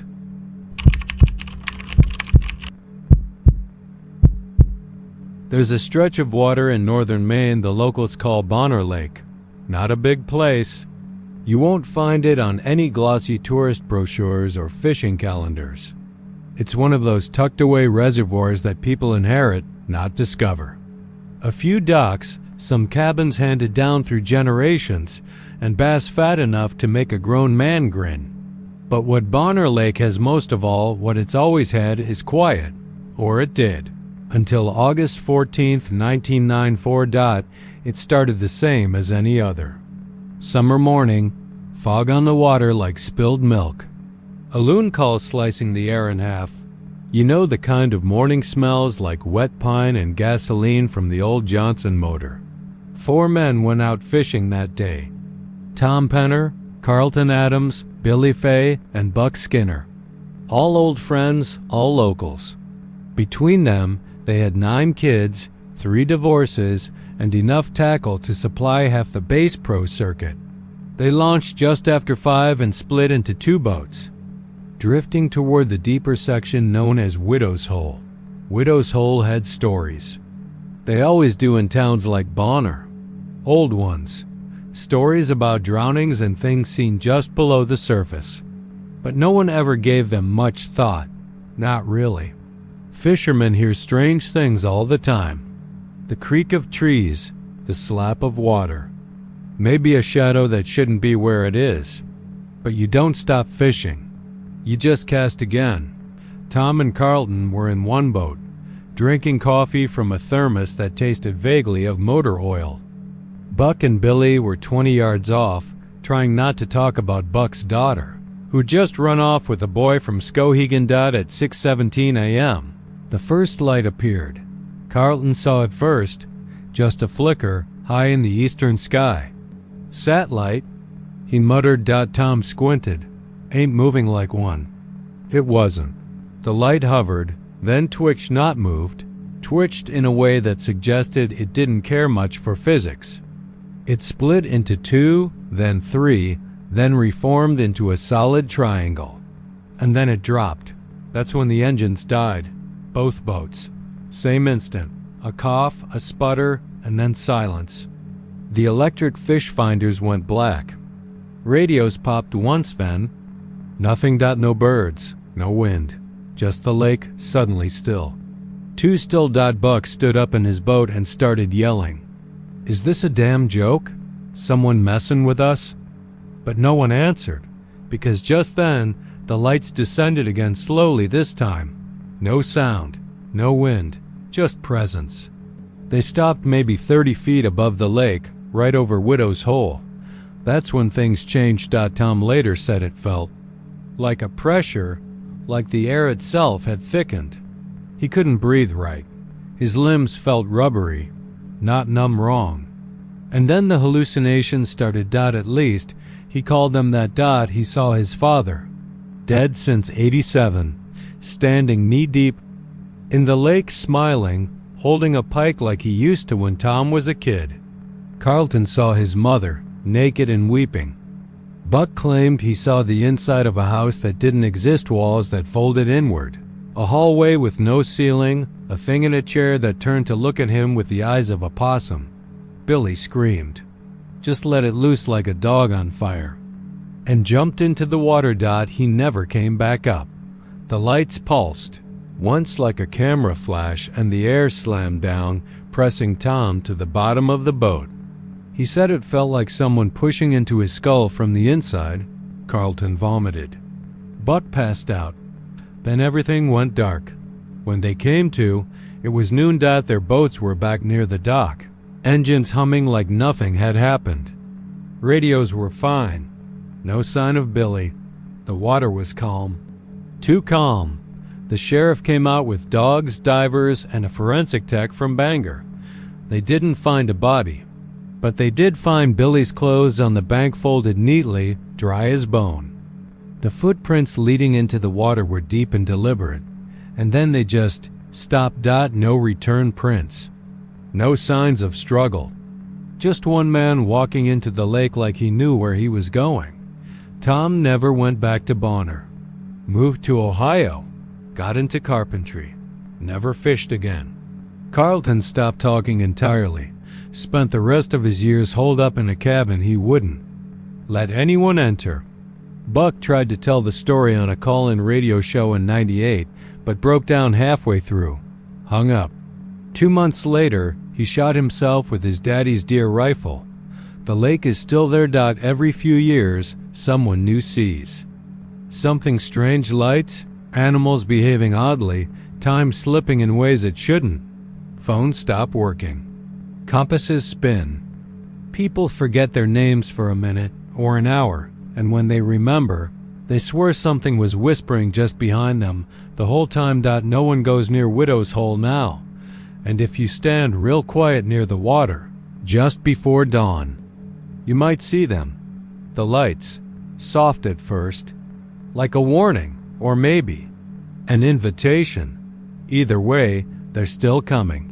They never left.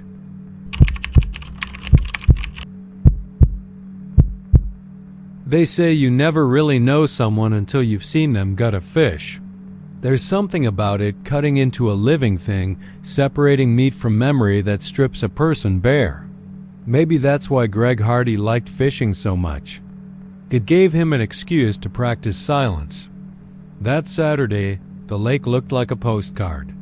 Sun burning low and soft on the horizon, morning mist curling off the water like breath from a sleeping giant. The kind of day people take pictures of and write captions like blessed or family time. Greg had planned it weeks in advance. Told Allison it was a good time to get the kids off their damn screens and reconnect. She'd said yes, even smiled, and that smile it had looked real. But Greg knew better. Everything in their house had been dying quietly for years. The words, the looks, the space between them. It was like walking through an abandoned building, everything still in its place, but cold, echoing, hollow.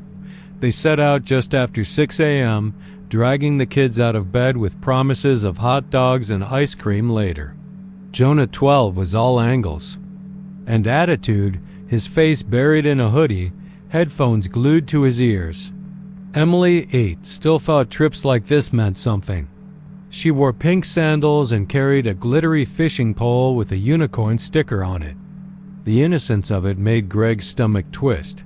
He piloted the boat, a rented aluminum skiff with peeling paint, toward the middle of the lake where the water turned dark and still. The kind of stillness that made you feel like the world had. Stopped spinning. Allison took pictures. She always took pictures. Photos of her coffee, her feet on the dock, the kids faking smiles. She'd post them later with hashtags like #FamilyTime and #LakeLife. Proof that everything was okay. Didn't talk much. He just watched the way Allison smiled only at her phone. Watched Jonah roll his eyes. Watched Emily lean over the side and talk to the water like it could hear her. He'd planned to tell her after they caught something. After the moment was right, but the moment never came. The bait was wrong. The fish weren't biting. And the silence kept getting heavier, like something pressing down on them, invisible and thick. After 2 hours, Greg turned off the motor. The boat rocked gently, surrounded by nothing but water and sky. Allison looked up. Everything okay? Greg didn't answer. He reached into the tackle box and pulled out the fillet knife. Not fast, not sneaky. Just calm, like he was going to clean a catch. Allison didn't flinch. What are you doing? Greg looked at her. Really looked at her. For the first time in months. I need to tell you something, he said. Jonah looked up from his phone. Emily stopped humming. Allison's smile wavered. What is it? Greg didn't speak. He moved forward.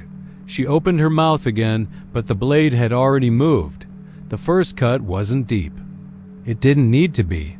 It was enough to shock, too. Silence. The sound she made was small. A gasp, more confused than afraid. Greg didn't stop. He kept going, each motion clean, efficient. Jonah screamed. Emily shrieked. But the lake didn't care. It watched. The boat rocked harder now. Blood smeared the floor, splashed the cooler, coated the unicorn sticker on Emily's rod. Jonah tried to jump. Greg caught him mid-swing, and the knife caught him mid-throat. He collapsed like a scarecrow, limbs too long and loose. Emily backed away. She didn't scream anymore, just whispered, "Daddy?" Greg paused. For a second, just one, something inside him flickered. Something human. Then it went out. When it was over, he sat in the middle of the boat, breathing hard. The knife dangled from his fingers. His shirt was soaked.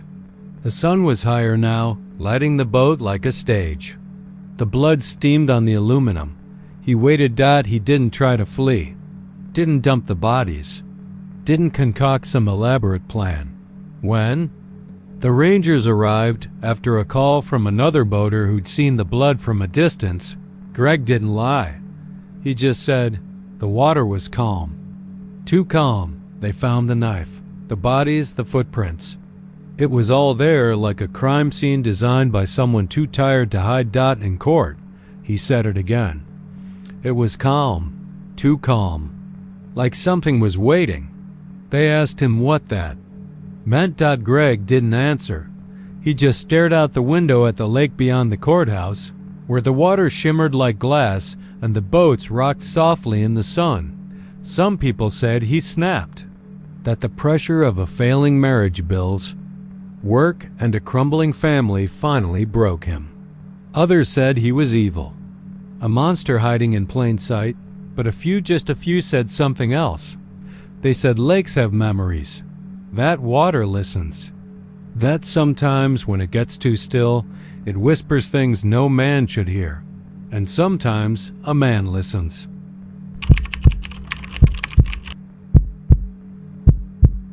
The Brazos River moved heavy and lazy in mid-June, its brown current carrying heat like a living thing.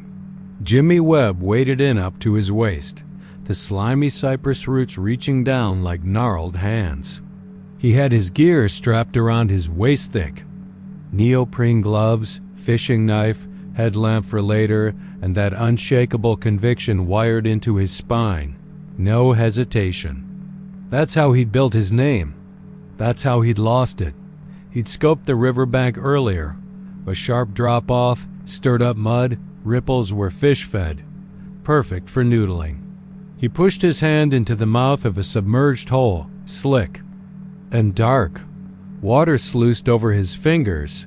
He could feel the shape of it, deep, moist, alive. His pulsing heart answered its beat. Shaking off fatigue, he reached farther. The water warmed against his skin. Mud oozed across his palm. He closed his eyes to focus. Fingers grazed something large and smooth. He wrapped his grip tighter. Then that cold, relentless squeeze. Not pressure from a struggling fish, but a deliberate clamp like closing a trap. He jerked back, blood blooming in the water. A pulse raced through his wrist. He looked down. Bright red, staining his glove, then the water. His missing middle. Finger looked back stump, clean bite. No ragged edges. No pulling. It wasn't a fish. He backed toward the shore, cursing. The mud grabbed his legs, but adrenaline wouldn't let him fall. He staggered out, collapsing on the bank where sand met grass. He unzipped the glove, stared at the wound. Could be a gar or big cat, except the clean bite, like scissors closing. He pressed a wad of shirt against the wound, blood coating his fingers. At first, no pain, just shock, but that shifted fast to hot fire. Jimmy crawled for his truck, driving home numb, the Texas sun burning his neck as though marking him guilty. At the hospital, they stapled him shut. 6 hours. 2 units of blood. Numb, fingerless hand waiting under gauze. Later that night, he lay in bed staring at the ceiling, imagining the hole beneath the cypress roots. He pictured its jaws sweeping, shut, juicy with flesh. He thought about those turtles, giant snapping turtles that lurked in every river bend, ancient apex predators with jaws like bear traps. He'd seen the pictures in the biology text. Their beaks could crush bone. Next day, the numbness faded to ache. But something deeper remained. That chill in his spine, the knowledge that the thing had looked into his arm and chosen to take. No reflex, no hesitation. Just calculation. He went back to the river 2 days later, alone and quiet. He fished lines from the surface, but didn't touch the water. Sweat collected in his hair. He felt watched. Reed snaps in the shallows, movement underwater that vanished at a glance. A distant splash, no recognizable sound. He left at sunset. People laughed at his story. A bite by a big cat. His own fault for noodling in unknown holes. That's what, they said. For a time, he laughed along. Until Cody lost 2 fingers in the same stretch, same hole. Cody refused to talk. He let Jimmy tell the story to the sheriff like a disclaimer. "Turtle," he said, skin stretched blue under Cody's bandages. Silence settled on the group. The whole went from rumor to legend. Some refused to wade that year. Others, morbid, curious, leaned over the bank and stared down over the murk. They swore they saw shapes. Turtles perched half-buried still, black carapaces catching sun. One kid, kiddish, mean-natured, threw a rock in. It skipped once, splashed. A clatter. From the hole. He backed away trembling. Jimmy's nightmares changed. He dreamt of that hole down the cypress roots, eyes glowing inside it, a throat opening, jaws sweeping, bone crunching. Then fire behind his eyes, waking soaked in sweat, bed shaking in the night breeze. He'd open his hand and feel phantom. Pain where the finger had been, all drilled in echo. Months later, a skeleton washed up ribcage. Skull crushed flat, ribs bleached. No ID, no teeth. No signs of predation except the skull, every bone around the jaw severed. Sheriff said maybe barge collision. Bones stiffened. Thick black talc mud peeping from between ribs. Jimmy paused when he heard. Then kept fishing butt. Switched to deeper holes far upstream. He never put his hand below the surface after sunset. Never. Wore gloves. Into winter tactile reminders that something in that water didn't forget. He moved towns. Got work as a dockhand in Galveston. But ever since that night, when he scrapes rope or sorts lines, his hand twitches. In dreams, he's back in that cut beneath the cypress, pushing in for catfish, fingers raking mud. Then the squeeze. Then he feels it again, muscular, patient, cold.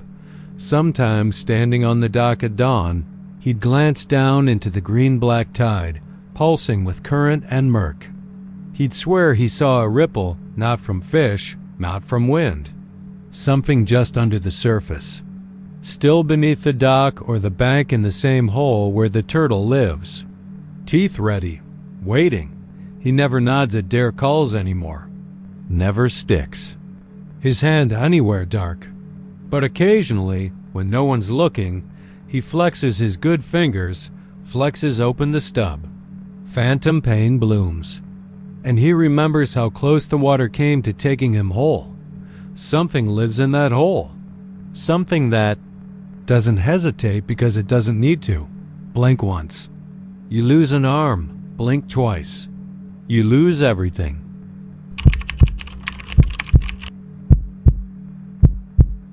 In Ellis County, Texas, there's a lake that doesn't look like much.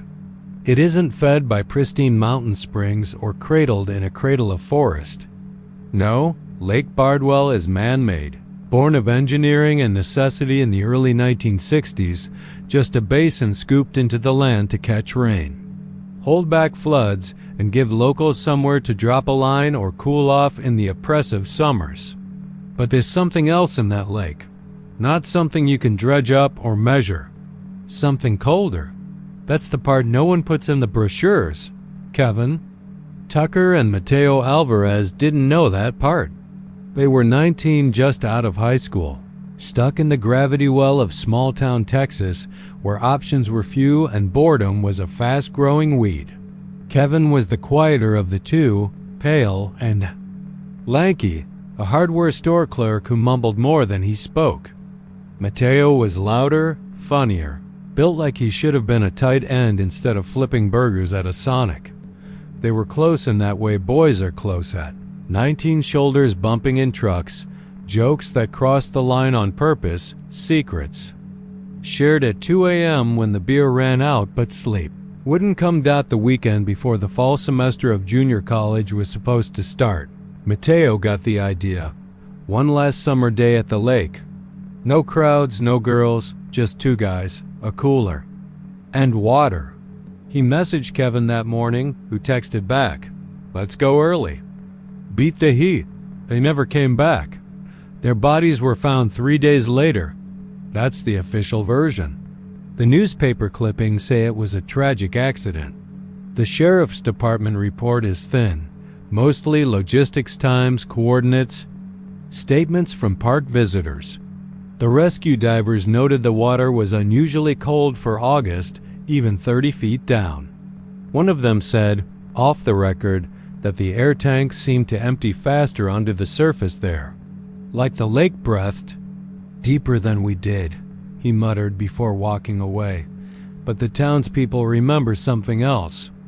And if you talk to the ones who've lived there long enough, old-timers in lawn chairs outside the bait shop, or the ranger who's never gone into the water in his 40 years on the job, they'll tell you the truth.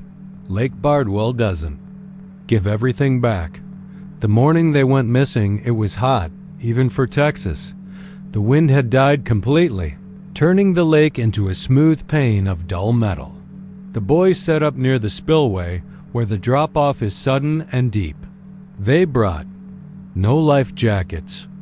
The sun was already brutal by 10 a.m., and the few other families at the park stayed near shore. No one saw them go in. No one heard a scream. One moment they were there, sitting on a rocky ledge, eating breakfast tacos and arguing about football. The next, they were gone. It was Kevin's car that alerted people, first still parked crooked in the lot that afternoon. Windows down, keys on the dash, doors unlocked. A ranger called it in. When they dragged the lake, they found nothing at first. Then, slowly, pieces Mateo's sandal. Kevin's phone, a cooler bobbing near the reeds, unopened. When the first body turned up, Kevin, face down, hands clawed. At the lake bed, it made the front page. When they found Mateo, deeper and in a perfect seated position, it made the whispers start. Because here's what you need to understand. People drown. But not like that. They held a vigil. Candles, flowers, laminated photos on yard signs staked in the ground near the picnic area. People wept. Some prayed, and some stayed silent. Among them was Jordan Tucker, Kevin's cousin, 23, back from Houston after a failed stab at a music career, now helping his aunt keep it together. He wasn't religious. He wasn't sentimental. But he couldn't shake the feeling that the lake owed them something. That something had been taken, and the debt wasn't settled. A week later, he went back. He brought a photo of the boys, a fifth of whiskey, and a fishing rod he never unspooled. He sat on the same ledge where they'd last been seen, for hours. Into the evening, as the wind died again, and the sun dipped low enough to paint the water blood orange, then Jordan stood and walked into the lake. He didn't run, didn't flail, just stepped in, slow and calm, fully dressed, up to his knees, then waist, then chest. Someone saw him, an elderly man walking his dog near the ranger station. The man called out. No response. Just Jordan, slipping beneath the surface with no struggle. He was pulled out minutes later by a couple in a kayak. Alive. Barely. Breathing. But blue. He spent 2 days in the hospital. Didn't speak for 3 more.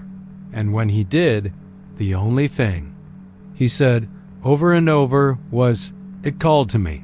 He left town after that. No one's heard from him since. Now, years later, people still swim at Lake Bardwell.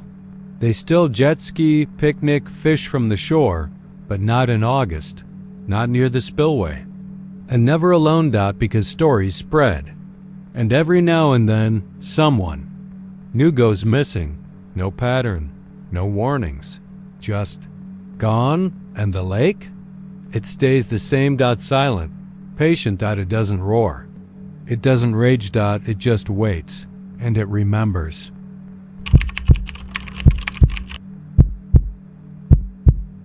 They weren't bad men. That's the first thing everyone said after it happened.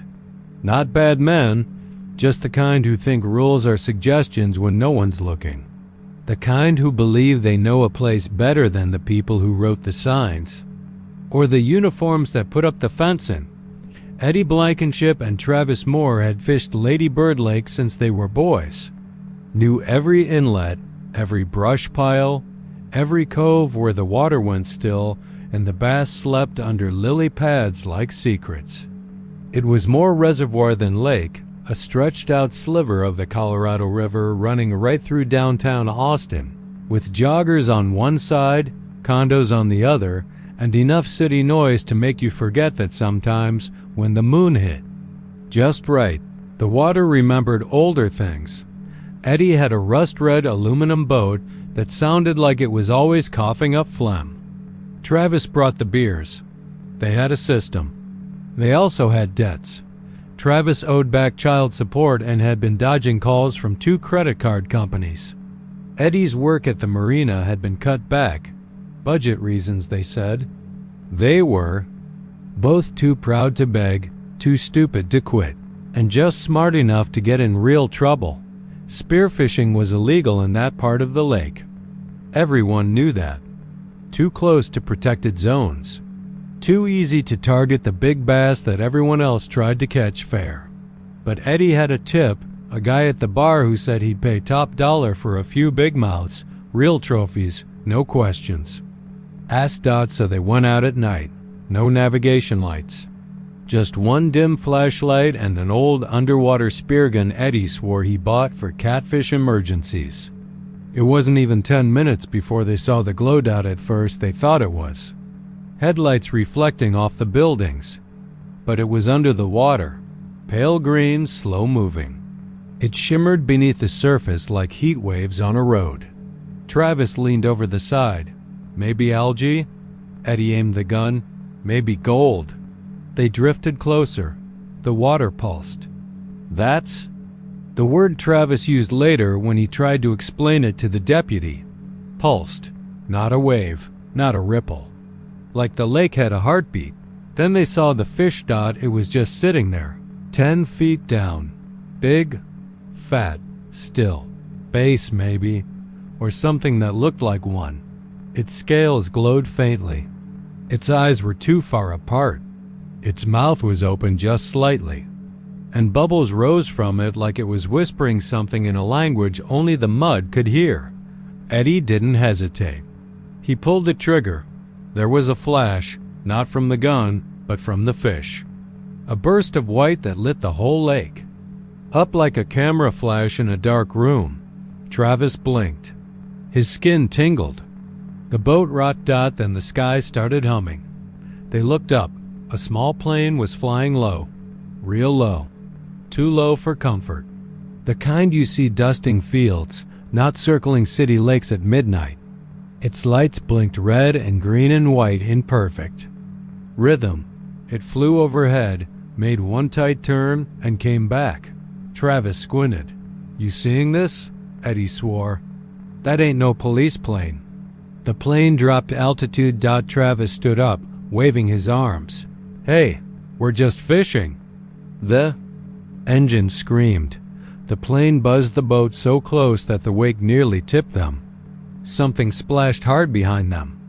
Eddie grabbed the flashlight and pointed it toward the disturbance. Nothing. No plane. No fish. No sound. Then the boat started spinning. Not fast. Not in circles. Just slowly like a lazy carousel, but the current wasn't moving. The wind was still. It felt deliberate. Travis reached for the motor. It wouldn't start. Then came the voice, not spoken, not loud, but deep. Inside the skull, like someone had whispered into the hollow of a bone. "You knew," Travis screamed. Eddie dropped to his knees. Blood poured from his nose. They woke up on the bank at sunrise. Boat gone. Speargun gone. The sheriff was waiting.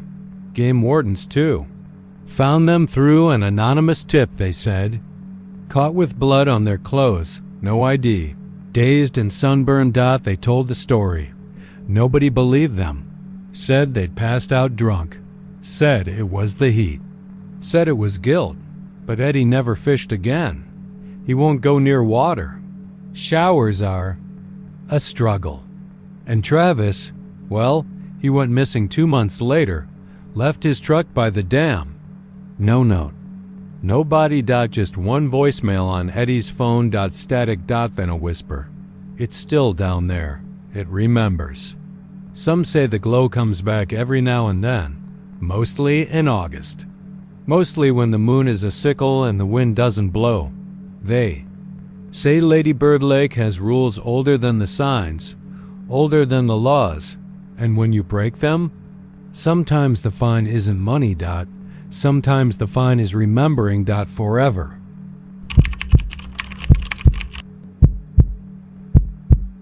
There are places in Texas where the land isn't quite land and the water isn't quite water, where the two blur together in a green-brown soup and the air smells like rot and thunder. The Gulf gets all the postcards and the hill country gets the tourists, but nobody talks about the marshes. Nobody except the ones who live too close or get too lost. And sometimes, not even them, in the bayou country west of Port Arthur, where the sun hangs low and hot like a judgment, there's a place called Devil's Mire. No signs, no fences, just swamp wide and slow, edged with willows, vines curling like snakes. It's not on the map, doesn't need to be. It knows where you are. Elias Boone knew it well. Grew up 3 miles from its edge. Made a living trapping nutria and guiding out-of-towners who thought they wanted a real swamp experience, until the heat melted the adventure right out of them. Elias was tall, mean-looking, with skin like cracked leather and eyes so pale they looked fogged. Folks said he'd been bitten by a gator once and bit it back. Folks said a lot of things. On July 2, 2006, Elias took a rich old man son, freckled frat boy with Oakleys and a GoPro, into the mire. They launched from a rickety dock at dawn, with Elias up front, pole in hand, steering the pirogue like it was stitched to his muscles. The boy was talking nonstop, filming the genuine bayou mystique, grinning like the swamp was just a theme park with better ambiance. By mile 2, the reeds closed in. The sky went from blue to gunmetal, and the silence got thick. You smell that? Elias asked, stopping the pole. Smell what? Nothing. That's the problem. Out here, the swamp always talks, bugs, frogs, water slapping against roots. But now, nothing. Just breath and heat and that thick, sweaty quiet. Elias squinted ahead. The reeds were bent, like something big had passed through. Nada. Hog. Too wide. Too deep. They floated on slower now. The boy had stopped talking. Then Elias saw the eye at first. He thought it was a beer bottle caught in the reeds, half sunk and glinting, but beer bottles don't blink. This one did, dark gold. Slit pupil, the size of a shot glass. It was maybe 12 feet away, low in the water. Just one eye, a hint of snout, motionless. The boy lifted his camera. Put that down, Elias whispered. Why? Because if you see it, it's already seen you. The water rippled. The boat rocked. Just a little. Like something big had exhaled. Elias didn't move. He knew what this was. This wasn't some gator sunning on a log. This was old, bigger than any he'd seen. And quiet. Too quiet. Then the boat jerked. Not a wave. A pull. Elias grabbed the boy's arm. Don't move. Don't breathe. Don't even think loud. But the kid panicked. They always do. He stood up, trying to see over the reeds. The thing exploded from the water. Not all of it, just the jaws. Wide and fast, like twin bear traps. The boy screamed, fell back, camera flying. Elias saw teeth the size of fence posts, water flaring like wings, and then gone. Just water again. The boat rocked gently. The reeds swayed like nothing had happened. Elias sat for a long time, didn't speak, didn't move, just stared at the water, waiting to see the eye again, but it was gone. Took the boy, left the boat, no splash, no trace, no blood. He paddled back alone, didn't report it. Just said the boy ran off into the woods. Maybe he had. Maybe it was easier to say that than to describe something that shouldn't exist. Something that looked at you like it knew you. something that had waited in the reeds for centuries. Now, sometimes Elias goes back. He doesn't guide anymore. He just stands at the edge of Devil's Mire and waits, because he knows it's still out there, not just an alligator. Not anymore, something older, something that remembers when the land was swamp and the sky was ash. Something with hunger in its eyes and time in its blood. And if you're quiet, if you lean in close, you might see the reeds part and a golden eye watching from the muck, waiting.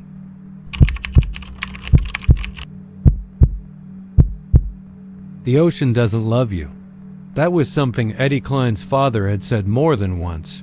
Back when Eddie was small enough to fit under the steering console of the boat, knees tucked to chest, head bobbing with the chop of the sea. His father would say it like a prayer and a warning rolled into one. The ocean don't love you, Ed. Remember that. She takes more than she gives. But Eddie had loved it anyway.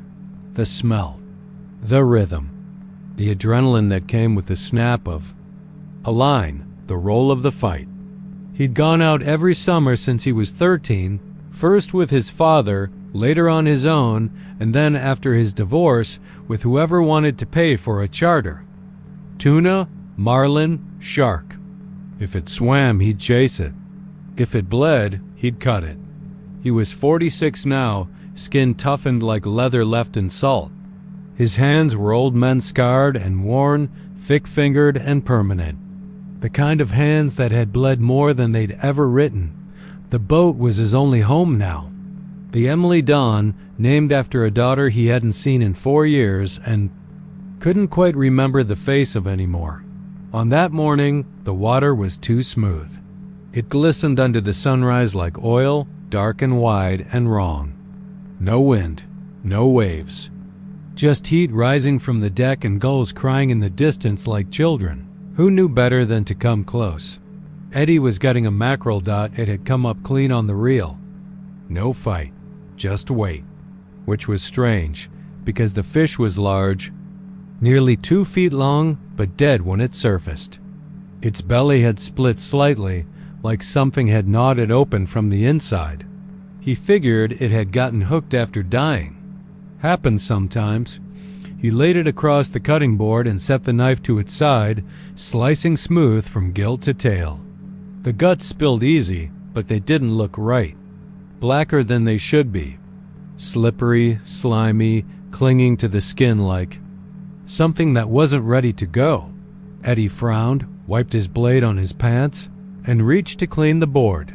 That's when the reel snapped. It wasn't a little jerk. It was violent, like a live wire coming loose.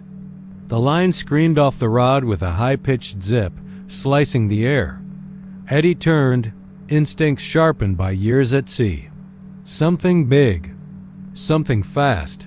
He dropped the knife and grabbed the rod. The reel spun against the drag, smoke curling off. The handle from friction. Whatever was down there wasn't swimming, it was pulling. The boat shifted hard to port. He braced his boots, leaned back, set the hook with a grunt and a prayer. Then the tension stopped. Gone. Like someone had cut the cave on the tut. Line.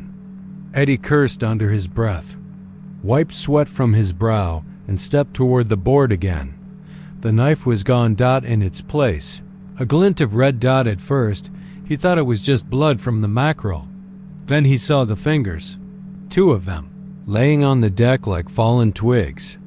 His fingers. He stared, hard hiccuping, trying to make sense of it. He looked down at his hand, his right hand, and saw the meat hanging open. Clean cut through tendon and bone, the pinky and ring finger sliced off just above the knuckle. Blood was pouring like someone had turned on a faucet inside him. He didn't feel it at first. That was the strange part. There was no pain. Just the surreal, dizzying understanding that a part of him was gone, and it had happened without his knowing. Like the ocean had just taken it. Then the pain arrived, not as a flash, but as a bloom. Like fire under the skin. He screamed loud and long, falling to his knees, clutching his hand as blood pattered the deck in sick, Wet slaps. He fumbled for the radio. Dead. His phone? Waterlogged. Useless. The engine coughed once and went silent. He was adrift. The sea was too calm, too flat. The fish he'd cut lay open on the board. Only now, its body was moving something inside the cavity, squirming. Eddie stared. Out of the belly, something slid. It looked like a worm.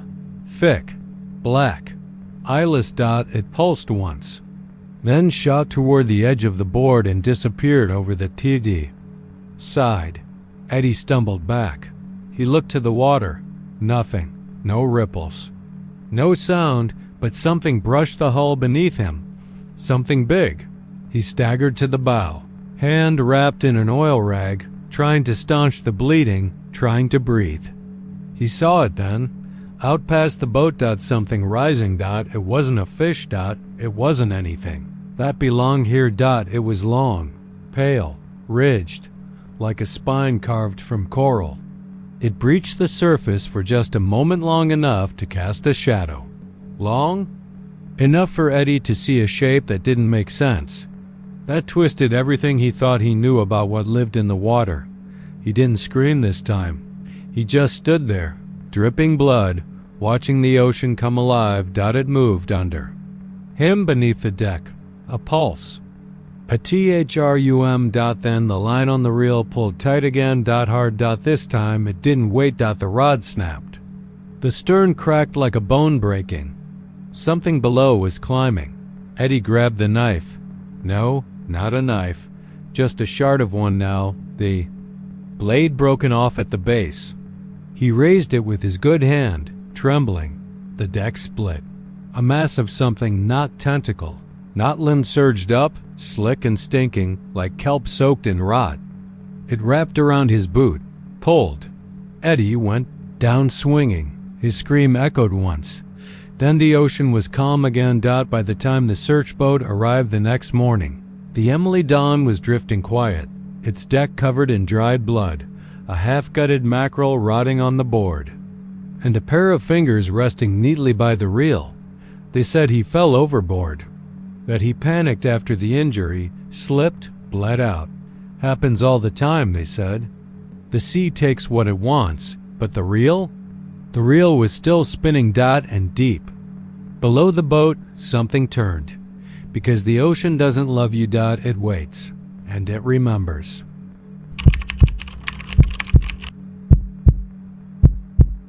Curtis Fenn never stopped fishing, even after Danny died. It was just the way things went. You fished, you grieved, you cast another line. Life didn't stop because death stepped aboard.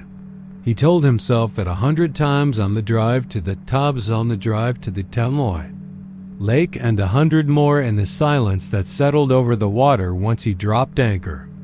Lake Bellamar had been their spot since high school, tucked in the East Texas pine curtain with banks so quiet it felt like stepping into another century. No cell service, no buzz of boaters. Just glassy water and the lazy sway of trees reflected on the surface. Curtis knew every stumpy bend, every sunken log. So did Danny. That's why he kept coming back. It was late October, the mornings dipped. Cold and mist clung to the lake like breath on a window. He cast his line out into the fog and waited. Just him now. But muscle memory made 2 rods go out, one for him, one for Danny. He always left Danny's in the rod holder beside the front seat like a habit. Too deep to UNLEARN. The water didn't talk back. Neither did the pine trees. But when the sun slid high and the wind peeled back the fog, something changed. Curtis's line tugged. He reeled slow, nothing unusual, just a twitch. But as he turned to check the second rod, the one he hadn't touched, he saw it bending too. A steady, subtle pull. He blinked. Danny's rod gave another twitch, then still. Curtis stared at it. His hand hovered near the reel but didn't touch. The lake breathed again, water dark and still. Maybe wind. Maybe old tension in the line. But something about it, it wasn't quite right. He cast again. This time, it came faster. His own rod jerked hard. Then the other, at the same time, got 2 fish. He reeled, landed a smallmouth, maybe 2 pounds. When he turned back to the second rod, it lay still again. He hadn't moved it, but the lure had changed positions. He remembered distinctly. It had been hung low. Now it was bobbing just above. The water line as if gently reset. He sat down hard. "All right," he muttered, not sure who he was talking to. The next day he came back. Same spot, same rods, same cast, fog thicker than ever. He drank his coffee slowly, eyes never leaving that second rod. It twitched an hour in. No wind that morning. The air sat like a held breath. He watched it dance once. Then nothing. But when he packed up, the reel on that second rod had been wound 2 clicks tighter. He would have sworn it. The third morning he brought beer. That's when he started talking to the rod like Danny was still there. "Remember that catfish you caught out here?" he asked it. "The one that took your bait and half your rod?" The water rippled. A breeze pushed through the reeds, but it was warm, close. Not the cold wind he'd expected. Curtis lit a cigarette, then offered the pack toward the empty seat. He laughed a little, then stopped, because the next time he looked, the cigarette pack was gone. Curtis didn't run. He sat there, heart thudding like a drum inside a tight chest, and stared at the mist. It curled slow around the boat like fingers around a throat. A shape moved, just a flicker in the reflection on the water, like someone leaning forward from the other seat. He reached for the anchor rope, but found it already pulled in. The boat drifted toward the center of the lake. He tried to speak, but something caught in his throat. "Danny?" he whispered. Rod twitched. He cast again. The lake exhaled. A shadow drifted beneath the hull, too long for a fish, too slow. It circled once, then disappeared. The mist closed in. He felt a presence then. Not cold, not warm, just there. A pressure beside him, a weight on the other seat. The rod moved again. It bent. Curtis reached for it. Then stopped, because he wasn't the one holding the reel anymore. A pale, damp hand rested on it. Fingers long, familiar. The hand turned.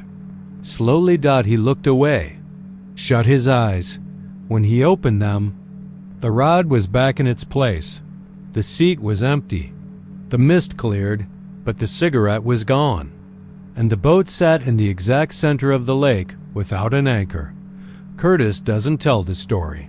Not to his wife. Not to the guys at the bait shop. He still fishes alone. Still leaves 2 rods. Still packs beer for 2. But he doesn't offer the cigarettes anymore. He's afraid what might take them. Because sometimes, when the fog's heavy and the water's still, the boat rocks just enough to feel like someone's stepping aboard. And sometimes the line twitches just before he casts, like someone's already on the other end, waiting. The lake doesn't sleep. Not really. It might look still, sure. It might stretch out under the Texas moon like polished oil, silent and smooth. But that's not rest. That's waiting. That's what Billy Carr used to say anyway, back when he still had something to say. He was a loner, Billy. Grew up 2 counties over, took a job in Austin, but could never quite handle all that glass and metal and smiling. Ended up buying a trailer on the far edge of Lake Travis, deep in the bends where the light doesn't reach and the wind doesn't carry. Folks said he liked it that way. Said he'd take his boat out every Friday night, even in winter, cast a line, and drift until morning. He said the fish bit better after midnight. People stopped asking questions after a while. It was a kid, some college guy visiting from out of state, who found the boat. Empty, spinning in lazy circles near the shore, motor still humming like it had somewhere to go. There was a cooler full of beer, an old rod snapped clean in 2. And Billy's boots, neatly placed, side by side, like he'd stepped out of them. Nothing else. They dragged the lake for 2 days, found nothing. The sheriff called it a drowning. Big fish, maybe a gator. Everyone nodded, but no one believed it. Not really. Not after what the kid said, because the kid had seen something. Just a flash, he told deputies, before the boat drifted in. Something big under the surface. Long, wide, moving slow, too slow for a fish. No head, no tail, just mass. Like the lake had exhaled and forgot to take it back in. Then there was the whisper. That's the part he wouldn't shut up about. He swore he heard it, right as you touched the boat. A voice deep and wet, like words bubbling up through mud. You came back. He left town 2 days later. Won't talk to press. Won't answer questions. And then the others started seeing things. Not just shadows in the water. Not just weird currents. Real things. Pale eyes under the dock. Slick, long shapes moving through the reeds with no wake. A low moan on still nights, like something singing through waterlogged lungs. One man swears he caught something. Big, heavy. Pulled him a mile before it let go. He said when he got the line back, the hook was bent into a perfect spiral. Another woman, walking her dog at dusk, saw a ripple that moved against the wind. She says the air smelled like rust and rain. Says her dog wouldn't stop barking until morning. You hear these stories if you ask.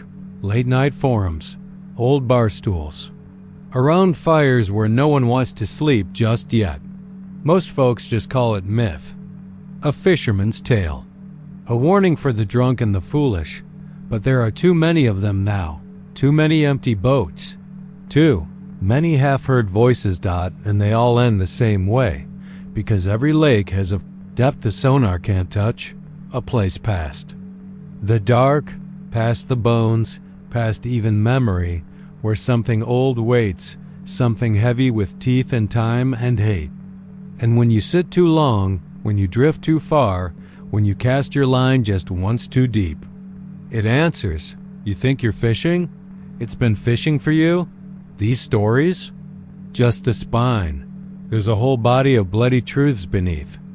And remember, when you fish at night in Texas, you're never truly alone.